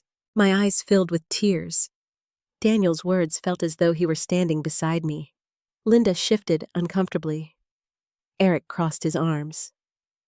I placed the letter on the table. Then I removed several printed pages. My notebook, the dates, the conversations, the questions. On April 3rd, Michael asked about the deed. His face tightened. "Mom, please let me finish." He fell silent. April 10th, Sarah asked about my will. Sarah lowered her eyes. April 18th, Linda discussed downsizing. No response. April 22nd, questions about insurance papers. I turned another page. The reverse mortgage inquiry. Michael looked up. "What reverse mortgage?" I took out the bank letter. The room suddenly became very quiet. "I received this 6 weeks ago." I handed it to Sarah. She read the first lines. Her face changed. What is this? I never requested it. Sarah looked at Michael. Did you know about this? No. Did you? No. I watched him carefully. For the first time in weeks, I honestly believed he might be telling the truth. Perhaps not everything had been shared. Perhaps someone had gone further than the others. I removed another document, the photocopied signature. I found this at the bank. Sarah stared at it. That isn't your signature. No. Michael looked shocked. Linda said nothing. Eric looked away. I suddenly realized something. The room was no longer united. Cracks had appeared. People who had once stood together now looked at each other with uncertainty. I reached for my notebook again. There are more things? Emily quietly placed her phone on the table. Nobody moved. Michael recognized it immediately. The screenshots. His face turned pale. Emily, she spoke softly. I couldn't lie to Grandma. Linda's eyes widened. You read our messages? Emily began crying. I read messages about her. Silence. I slid the phone toward Sarah. She read. Her hands started shaking. Oh my God. Michael closed his eyes. Sarah looked directly at her brother. You said this. He swallowed. It wasn't meant like that. She continued reading. The master bedroom? Linda spoke immediately. I didn't mean. You said it. Tears filled Sarah's eyes. She read another message. Who gets the furniture? Nobody spoke. The truth was sitting in front of us. Not accusations, not assumptions, their own words. I looked around the table. For weeks I had doubted myself. Perhaps I was lonely. Perhaps I was imagining things. Perhaps grief had made me sensitive. But now, the evidence lay before everyone. I wasn't crazy. I wasn't confused. I wasn't overreacting. I was simply the last person to discover what everyone else had already been discussing. Michael finally stood. Mom, we were worried. Worried people don't choose bedrooms. His eyes filled with frustration. That's not fair. No, I looked at Linda. Did you want my bedroom? She couldn't answer. I turned to Eric. Did you want Daniel's garage? He looked away. I looked at Michael. Did you discuss selling my house? His silence answered me. Sarah suddenly began crying. I didn't know about some of this. I believed her. She had participated, but perhaps she had not understood how far things had gone. Emily reached for her mother's hand. The gesture broke my heart, because somewhere beneath all this ugliness, we were still family. And that made everything hurt more. I reached deeper into the folder. Another envelope. Robert's name appeared on the front. Michael frowned. Robert Hayes. Yes. He knew. He knew your father. I opened the envelope. Inside was a signed statement from Robert, a letter written years earlier. If Brielle ever feels pressured regarding her home finances or living arrangements, she is to understand that Daniel Thompson specifically instructed me to protect her interests and ensure that no decisions are made without her complete consent. Michael stared. Sarah looked stunned. Linda became very quiet, but there was still one document left, the thickest envelope in the folder, the one Daniel had marked only if necessary. My hands trembled. I had read it alone 2 nights earlier. Even now, I struggled to believe it. Michael spoke softly. What is that? I looked directly at him. The reason your father prepared all of this? Nobody moved. The rain outside had stopped. The entire house felt silent. I slowly placed the sealed envelope in the center of the table. For years, your father worried about one thing. Sarah whispered, "What?"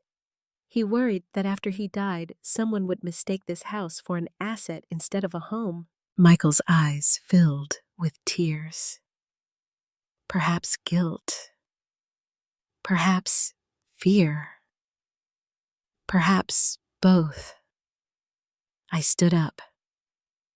For the first time all afternoon, my voice became completely steady.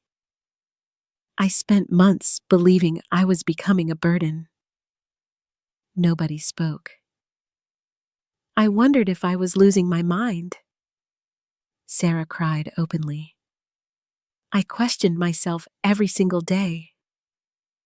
I looked at my children, but your father didn't. I touched the envelope. He believed me before any of this ever happened.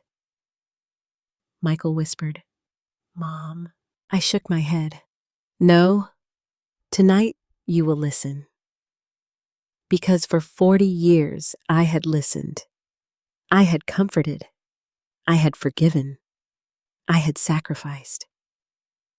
And now it was finally my turn to speak. I looked at Daniel's handwriting on the envelope. Only if necessary. Slowly, carefully, I opened it. And as the first document became visible, every person at the table suddenly understood that Daniel Thompson had seen this possibility years before his death, and he had prepared something none of us expected, especially my children. Nobody breathed. The document in my hands seemed heavier than paper. Michael sat frozen. Sarah's tears had not stopped. Emily remained beside me, her hand resting quietly on my arm. I unfolded the first page. At the top appeared words I had never expected to read. The Thompson Family Trust. Daniel's signature sat at the bottom. Robert Hayes' signature appeared beside it. Michael frowned. "What is that?" I looked at him. "It's something your father created 8 years before he died." Sarah whispered, "Why didn't we know?" "Because he didn't want anyone discussing money while he was still alive." I slowly turned the pages. Legal language, property protections, instructions, conditions. And then I reached the section that had kept me awake for 2 nights. The section Daniel had highlighted. My voice trembled. In the event that Braille Thompson is subjected to financial coercion, manipulation, undue influence, or pressure regarding her residence finances or living arrangements, the trustee shall review the actions of any beneficiary.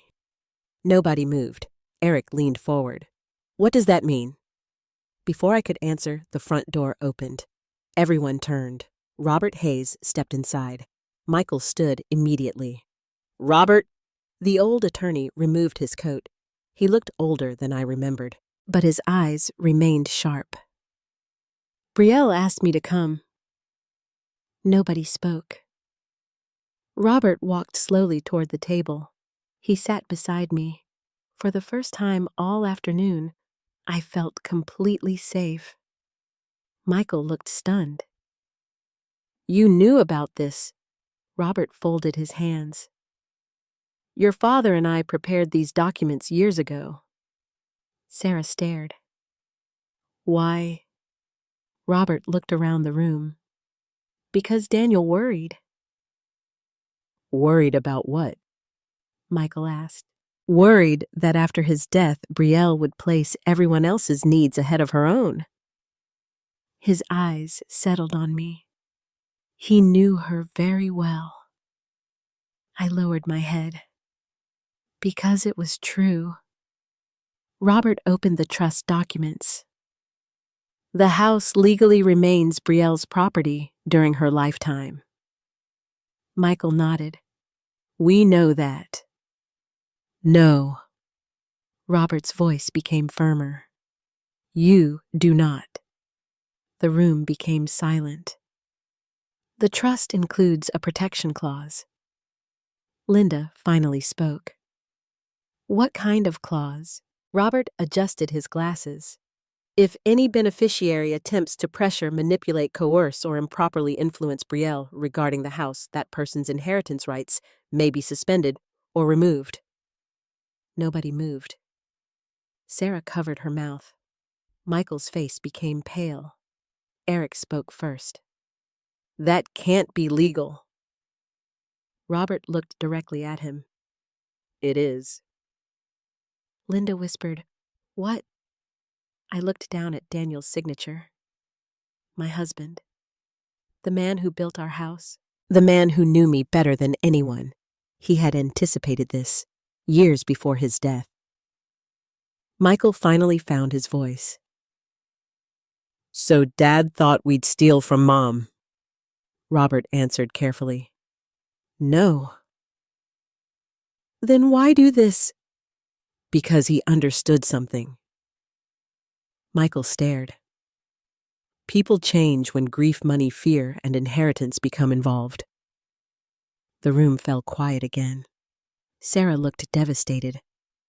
I never wanted Mom hurt. Robert nodded. I believe you. He looked toward Michael. But intentions are not the same as actions. Michael stood up. This is ridiculous. Is it? I asked quietly. He looked at me. We were trying to help.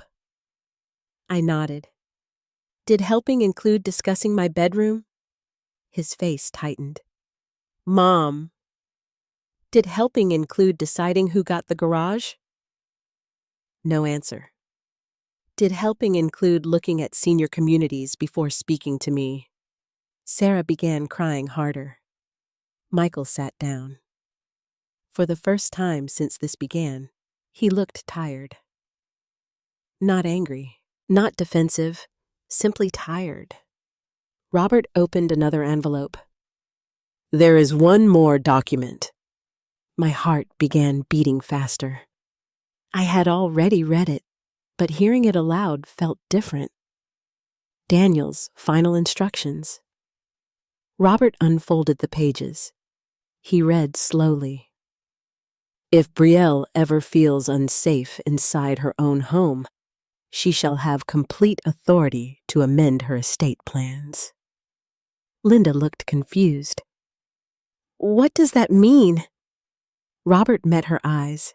It means Brielle may change the distribution of her estate. Eric frowned. Change it to what? I finally spoke. To whatever I choose. Silence. Michael stared at me. You changed the will? I nodded. Sarah looked shocked. When? 2 weeks ago. Nobody spoke, because suddenly the balance of power had changed. For weeks I had been the frightened widow, the lonely mother, the aging woman. Now I was simply the owner of my own life. Michael looked devastated. Mom, are you saying we're out? The question hurt, because it revealed something. Not, are you okay? Not, did we hurt you? Not, can we fix this? Only, are we out? I closed my eyes. When I opened them, I saw my children. Not villains, not monsters, simply flawed people. People who had allowed fear and money to grow larger than love. Sarah finally spoke. I'm sorry. The words came softly, genuinely. She looked at me. I should have talked to you. Tears rolled down her cheeks. I thought we were helping. I believed her, at least part of her. Emily moved beside her mother. Michael remained silent. His eyes stayed fixed on the papers. Robert folded the documents. Nobody has lost anything today. Michael looked up. What? The trust allows review. Hope briefly appeared on his face. But actions matter. I finally stood. For weeks I had felt small, invisible, old. Now I felt something different. Not anger, strength. I looked directly at my son. Michael. He met my eyes. You discussed selling my house. His voice shook. I was worried. You chose my garage. He lowered his head. You discussed my bedroom. No answer. You talked about my future without me. His eyes filled with tears. For the first time since childhood, my son looked ashamed. And somehow that hurt even more. I walked to the window. The rain had stopped. The maple trees stood quietly outside. Daniel had planted them when Sarah was born. 40 years. 40 years inside this house. I turned back. Your father didn't create this trust because he expected you to fail. Nobody spoke. He created it because he wanted me protected. Robert nodded. Exactly. The room had become incredibly still, and then I said something I had not planned. I don't care about the money, Sarah cried.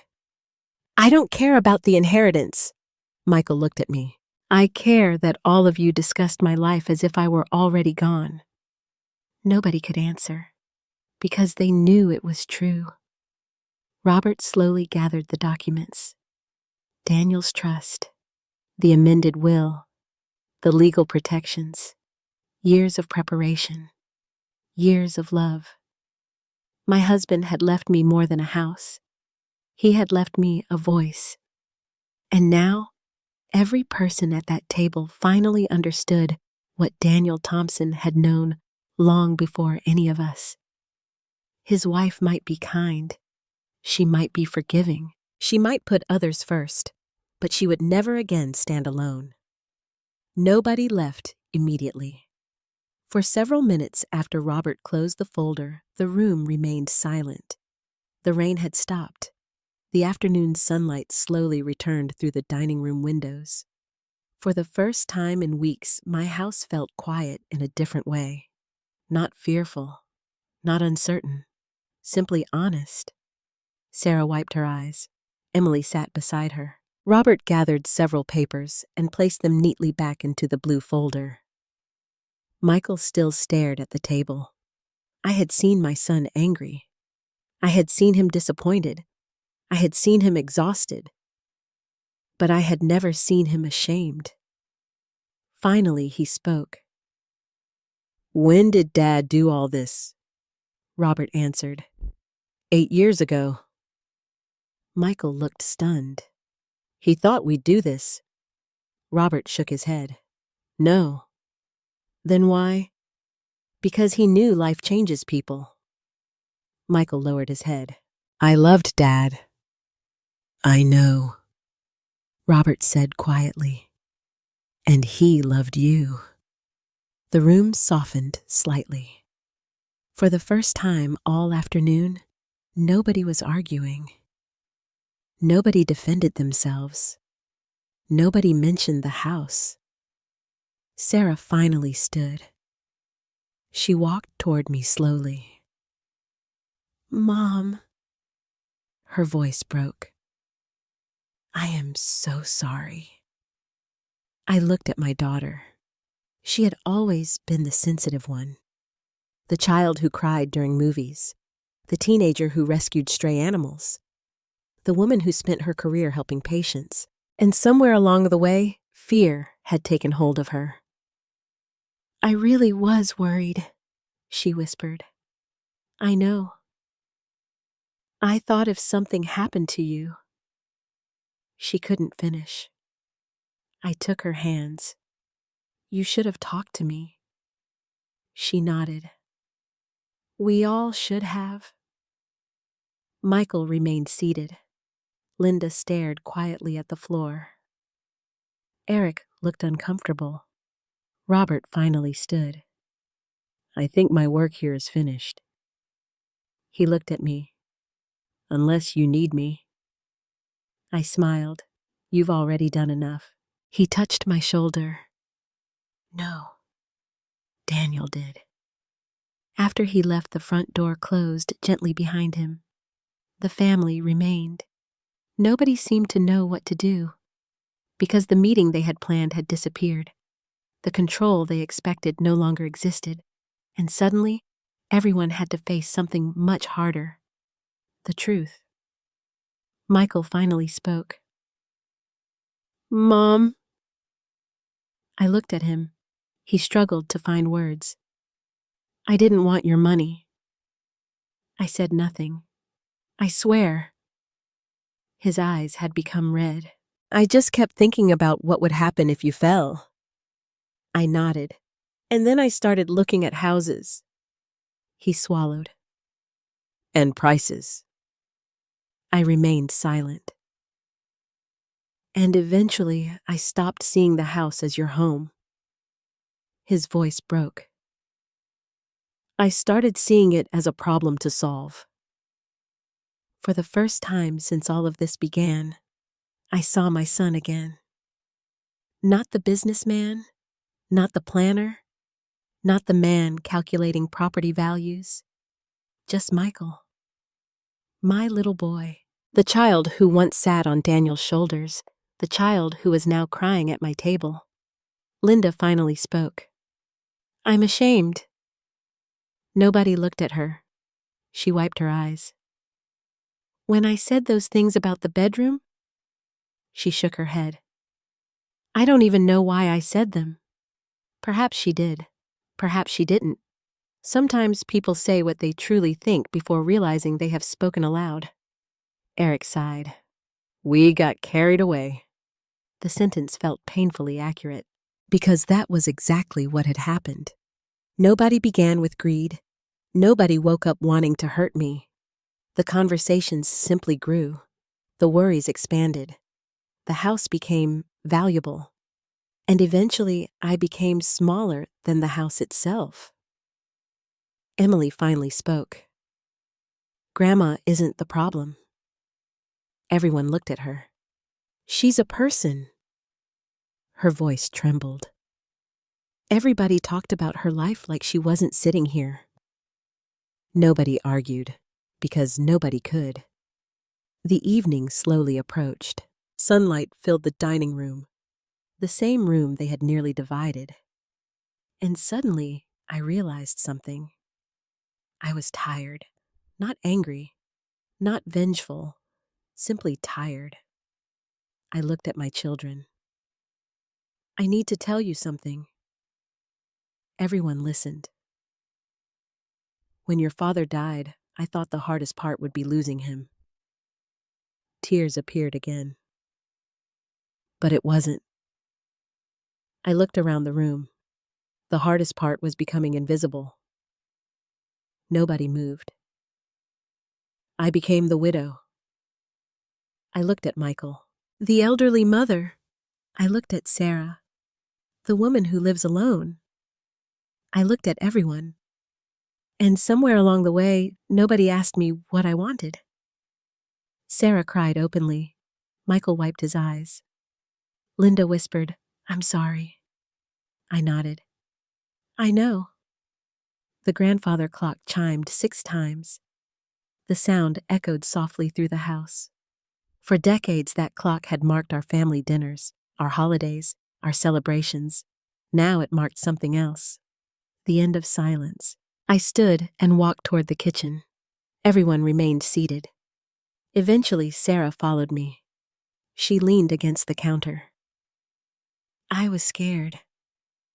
"I know. I see patients every day."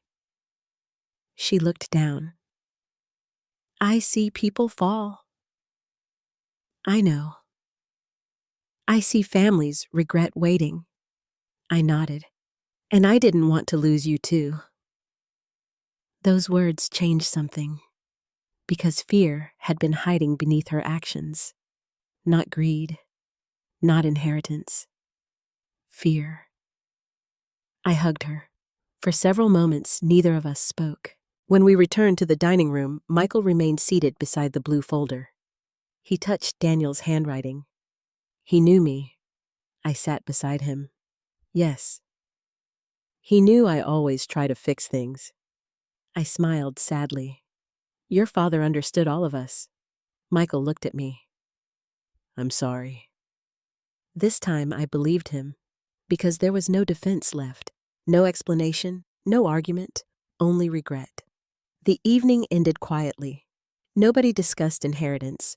Nobody discussed selling. Nobody discussed assisted living. The papers remained untouched. As people prepared to leave, Emily hugged me tightly. I'm proud of you. I smiled. Your grandfather would be proud of you. Sarah kissed my cheek. Michael held me longer than he had in years, and before leaving, he whispered something. I forgot it was your home. The words hurt, but they were honest. After everyone left, the house became quiet once again. I carried the blue folder into the garage. Daniel's workbench stood exactly where it always had. The tools, the shelves, the smell of sawdust. Everything remained. I placed the folder back inside the cabinet. Then I sat on his old stool. You knew, I whispered. And somehow, for the first time in months, I felt his presence. Not physically, but in the decisions he had made, the protections he had created, the faith he had placed in me. He had never doubted me, even after his death. And as the evening darkness settled around the garage, I realized something. The battle was over. But the healing had only just begun. The house felt different after that evening, not because anything had changed physically. The same maple trees stood outside. The same grandfather clock marked every hour. Daniel's tools still rested in the garage, but something inside the walls had shifted. The truth had finally entered the room. And once truth arrives, nothing remains exactly the same. For nearly a week, nobody came by. Sarah called every day. Emily visited twice. Michael sent 2 text messages. Neither one mentioned the house. Neither one mentioned the inheritance.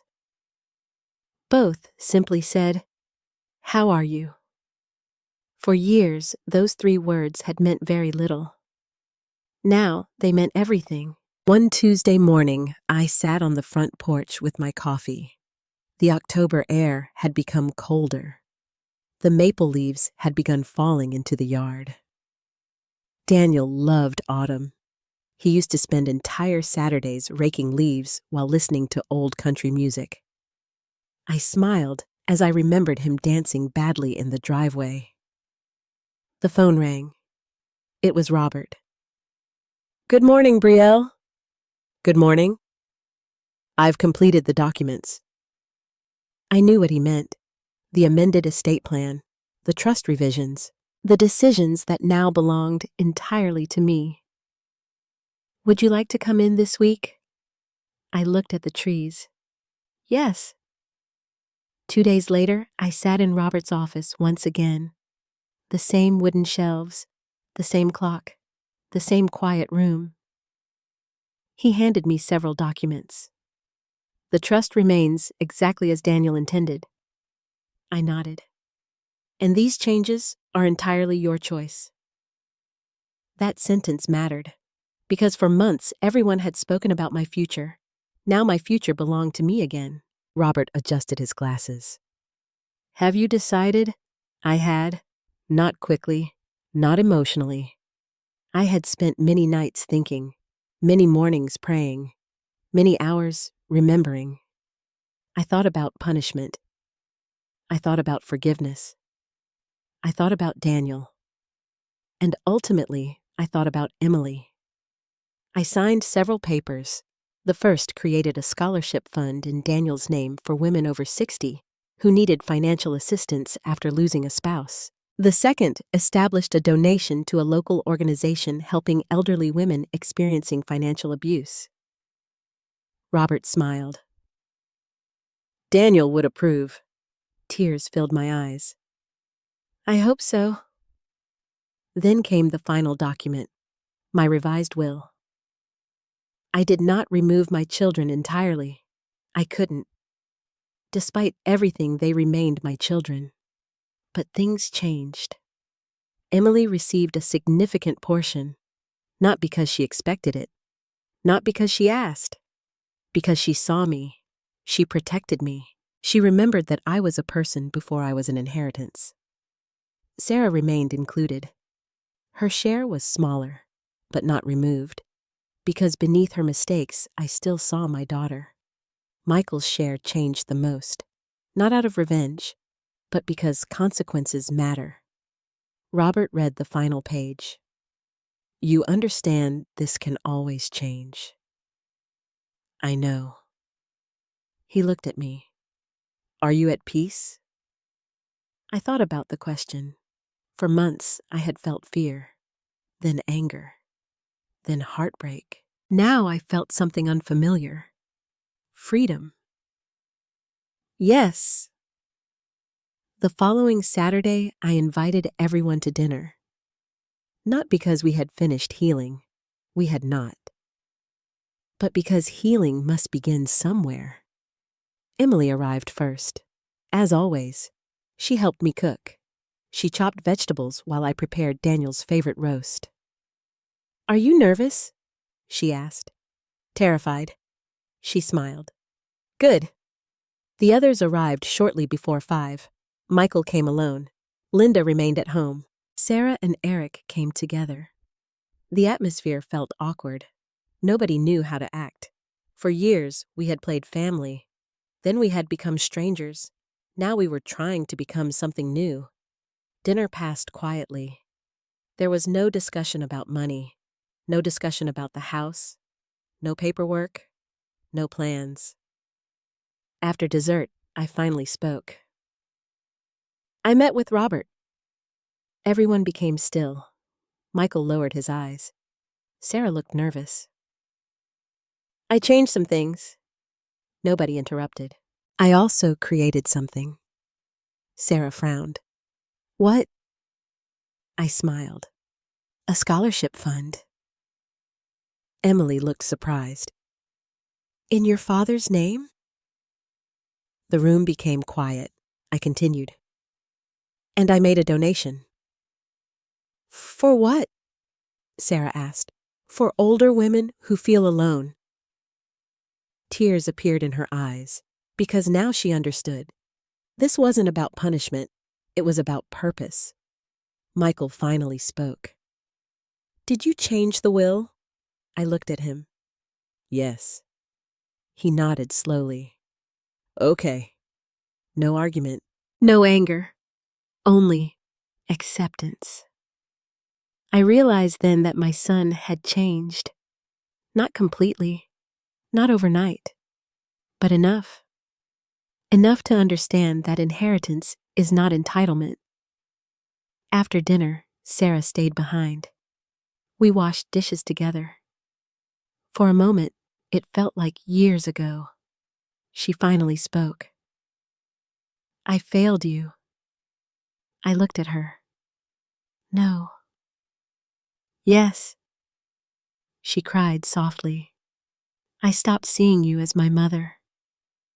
The honesty hurt, but honesty heals. I started seeing you as someone I needed to protect. I nodded. And then I started making decisions for you. She looked down. I'm ashamed. I placed a dish into the sink. So am I. She looked surprised. Why? Because I stopped talking too. The silence between us had hurt both sides. That evening, after everyone left, Emily remained. We sat together in the living room. The fireplace burned softly. Grandma. Yes. What happens now? I looked around the house. The photographs, the furniture, the memories, my life. She smiled. No, I mean the family. I thought carefully. I don't know. Because healing is not guaranteed. Some wounds close, some remain. Michael still struggled with guilt. Linda had not yet apologized. Eric remained distant. But Sarah had begun trying, and Emily had never stopped. Several days later, I placed a small notice at the local church. Weekly coffee gatherings for widows. No charge, no membership, just conversation. The first week, 4 women came. The second week, 9. By the end of the month, 15 women sat around my dining room table. Women who had lost husbands. Women who felt invisible. Women whose children lived far away. Women who needed someone to listen. For the first time in years, the house felt alive again. Not because it belonged to someone, because it served someone. One afternoon, Michael stopped by unexpectedly. He stood in the doorway. "I heard about the meetings." I nodded. "The house seems busy." "It is." He looked around. The dining room, the kitchen, the photographs, and finally, he said something that made me cry. "Dad built this place for exactly this." I looked at my son. Perhaps he was finally seeing the house again. Not as property, not as value, not as equity, as home. And for the first time in a very long time, hope quietly entered my heart. Winter arrived slowly. The maple trees outside my window stood bare. The garden slept beneath thin layers of frost. And for the first time in nearly 2 years, I no longer dreaded waking up. Healing had not happened all at once. Families do not repair themselves in a single conversation. Trust does not return simply because people apologize. Some wounds close slowly. Others leave scars. But life had begun moving again. Every Wednesday afternoon, women gathered around my dining room table. Widows, retired teachers, former nurses, women abandoned by children, women grieving husbands, women who felt invisible. At first, only a few came. By Christmas, nearly 20 women filled the house. We drank coffee, we shared stories, we cried, we laughed, and gradually, the house that everyone wanted to sell became something none of us had expected. A refuge. One afternoon, a woman named Carol sat beside me after everyone had left. "I haven't laughed in 3 years." Her eyes filled with tears. "This house saved me." I looked around the dining room. The same table, the same walls my children had once discussed dividing. And suddenly, I understood what Daniel had always known. A home is valuable because of the people it protects, not because of the price attached to it. Christmas arrived quietly. For the first time in decades, I considered canceling dinner. The previous year had left scars, too many painful memories, too much silence. But Emily insisted. "Grandma, please," Sarah called. Michael asked. Even Linda sent a handwritten card. I finally agreed. Christmas Eve, snow covered the yard. The house glowed with lights. The tree stood beside the fireplace. Daniel's ornament remained at the top, exactly where he always placed it. Emily arrived first. She hugged me tightly. "You look happy." "I think I am." She smiled. "Grandpa would approve." The others arrived shortly afterward. Sarah brought dessert. Eric carried firewood. Michael brought old family photographs. And then Linda surprised me. She handed me a small wrapped package. "I owe you something." Inside rested a framed photograph. Daniel, me, the children, taken nearly 25 years earlier. On the back, she had written, "I forgot this was your home before it was ever our dream." "I'm sorry." Tears filled my eyes. Not because everything was fixed, but because sometimes remorse itself becomes a gift. Dinner felt different. Nobody discussed money. Nobody discussed property. Nobody mentioned inheritance. Instead, we talked about Daniel. The stories came one by one. Sarah remembered learning to drive. Michael remembered building birdhouses. Emily remembered fishing trips. Even Linda shared a memory. He always made me feel welcome. The room became quiet. I looked at Daniel's empty chair. For the first time, it no longer felt empty. His presence remained everywhere, in the walls, in the trees, in the people. After dinner, Michael asked if we could talk. We stepped onto the porch. Snow fell softly around us. He looked older. The past months had changed him. "I've been seeing a counselor." I looked surprised. He nodded. I couldn't understand why I became so obsessed. He lowered his eyes. "When Dad died, I felt responsible." I listened. "I thought I needed to fix everything." His voice trembled. "The house, your future, the money." He swallowed. "But somewhere along the way, I stopped seeing you." Those words mattered because they were true. "I forgot you were still my mother." Tears appeared in his eyes. "I am so sorry." I looked at my son, the little boy who once climbed into our bed during storms, the man who had nearly lost himself. And finally, I hugged him. Not because everything had disappeared, not because trust instantly returned, but because forgiveness begins somewhere. Months passed. Spring eventually returned. Flowers appeared in the garden. The maple trees turned green again. Life continued. The scholarship fund awarded its first recipient. A 68-year-old widow named Helen returned to school after losing her husband. The women's group continued growing. Emily graduated from college. Sarah visited every Sunday. Michael helped repair the fence.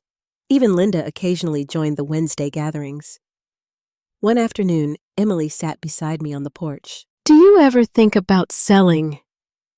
I looked at the house, the porch, the yard, the garage, the windows, Daniel's workshop, the dining room, every memory. "Someday, perhaps." She nodded, but not because someone tells me to. I smiled. "When I choose." She leaned against my shoulder. "Good." Several weeks later, Robert visited. He brought coffee and news. "The scholarship fund has received donations." "Really?" He smiled. "People believe in what you're doing." I looked toward the dining room where several women were already arriving. For years, I thought the purpose of my house was to shelter my family. Perhaps it still was. But now it sheltered something larger: hope. The final surprise came on the anniversary of Daniel's death. Michael and Sarah arrived together. They carried a small wooden box. "What is this?" I asked. Michael smiled. "We found Dad's plans." Inside rested several drawings, sketches, measurements, notes, Daniel's handwriting. At the top of one page, he had written "Community Room Edition." I looked up. "What is this?" Sarah smiled through tears. "He wanted to expand the dining room." Michael nodded. "He said someday Mom would fill this house with people." My hands began shaking, because years before his death, Daniel had imagined exactly this. Not inheritance, not division, not arguments. People, connection, life. That evening, after everyone left, I sat alone in the dining room. The grandfather clock ticked softly. The same sound, the same house. But I was no longer the frightened widow sitting alone beside a bank letter. I was no longer the woman who believed she had become a burden. I was Brielle Thompson, Daniel's wife, a mother, a grandmother, a friend, a woman who had survived grief. And as I looked around the room, I finally understood the lesson hidden inside the blue folder. Daniel had never protected the house. He had protected me. Because houses can be sold, furniture can disappear, money can vanish. But dignity must never be surrendered, especially to the people you love. And somewhere beyond the quiet walls, I could almost hear Daniel's voice. You were never a burden. You never will be. I turned off the lights, locked the front door, and walked upstairs to the bedroom everyone once wanted. The bedroom that still belonged to me. The bedroom where I looked at Daniel's photograph one final time. We're okay, I whispered, and for the first time in a very long while, I truly believed it.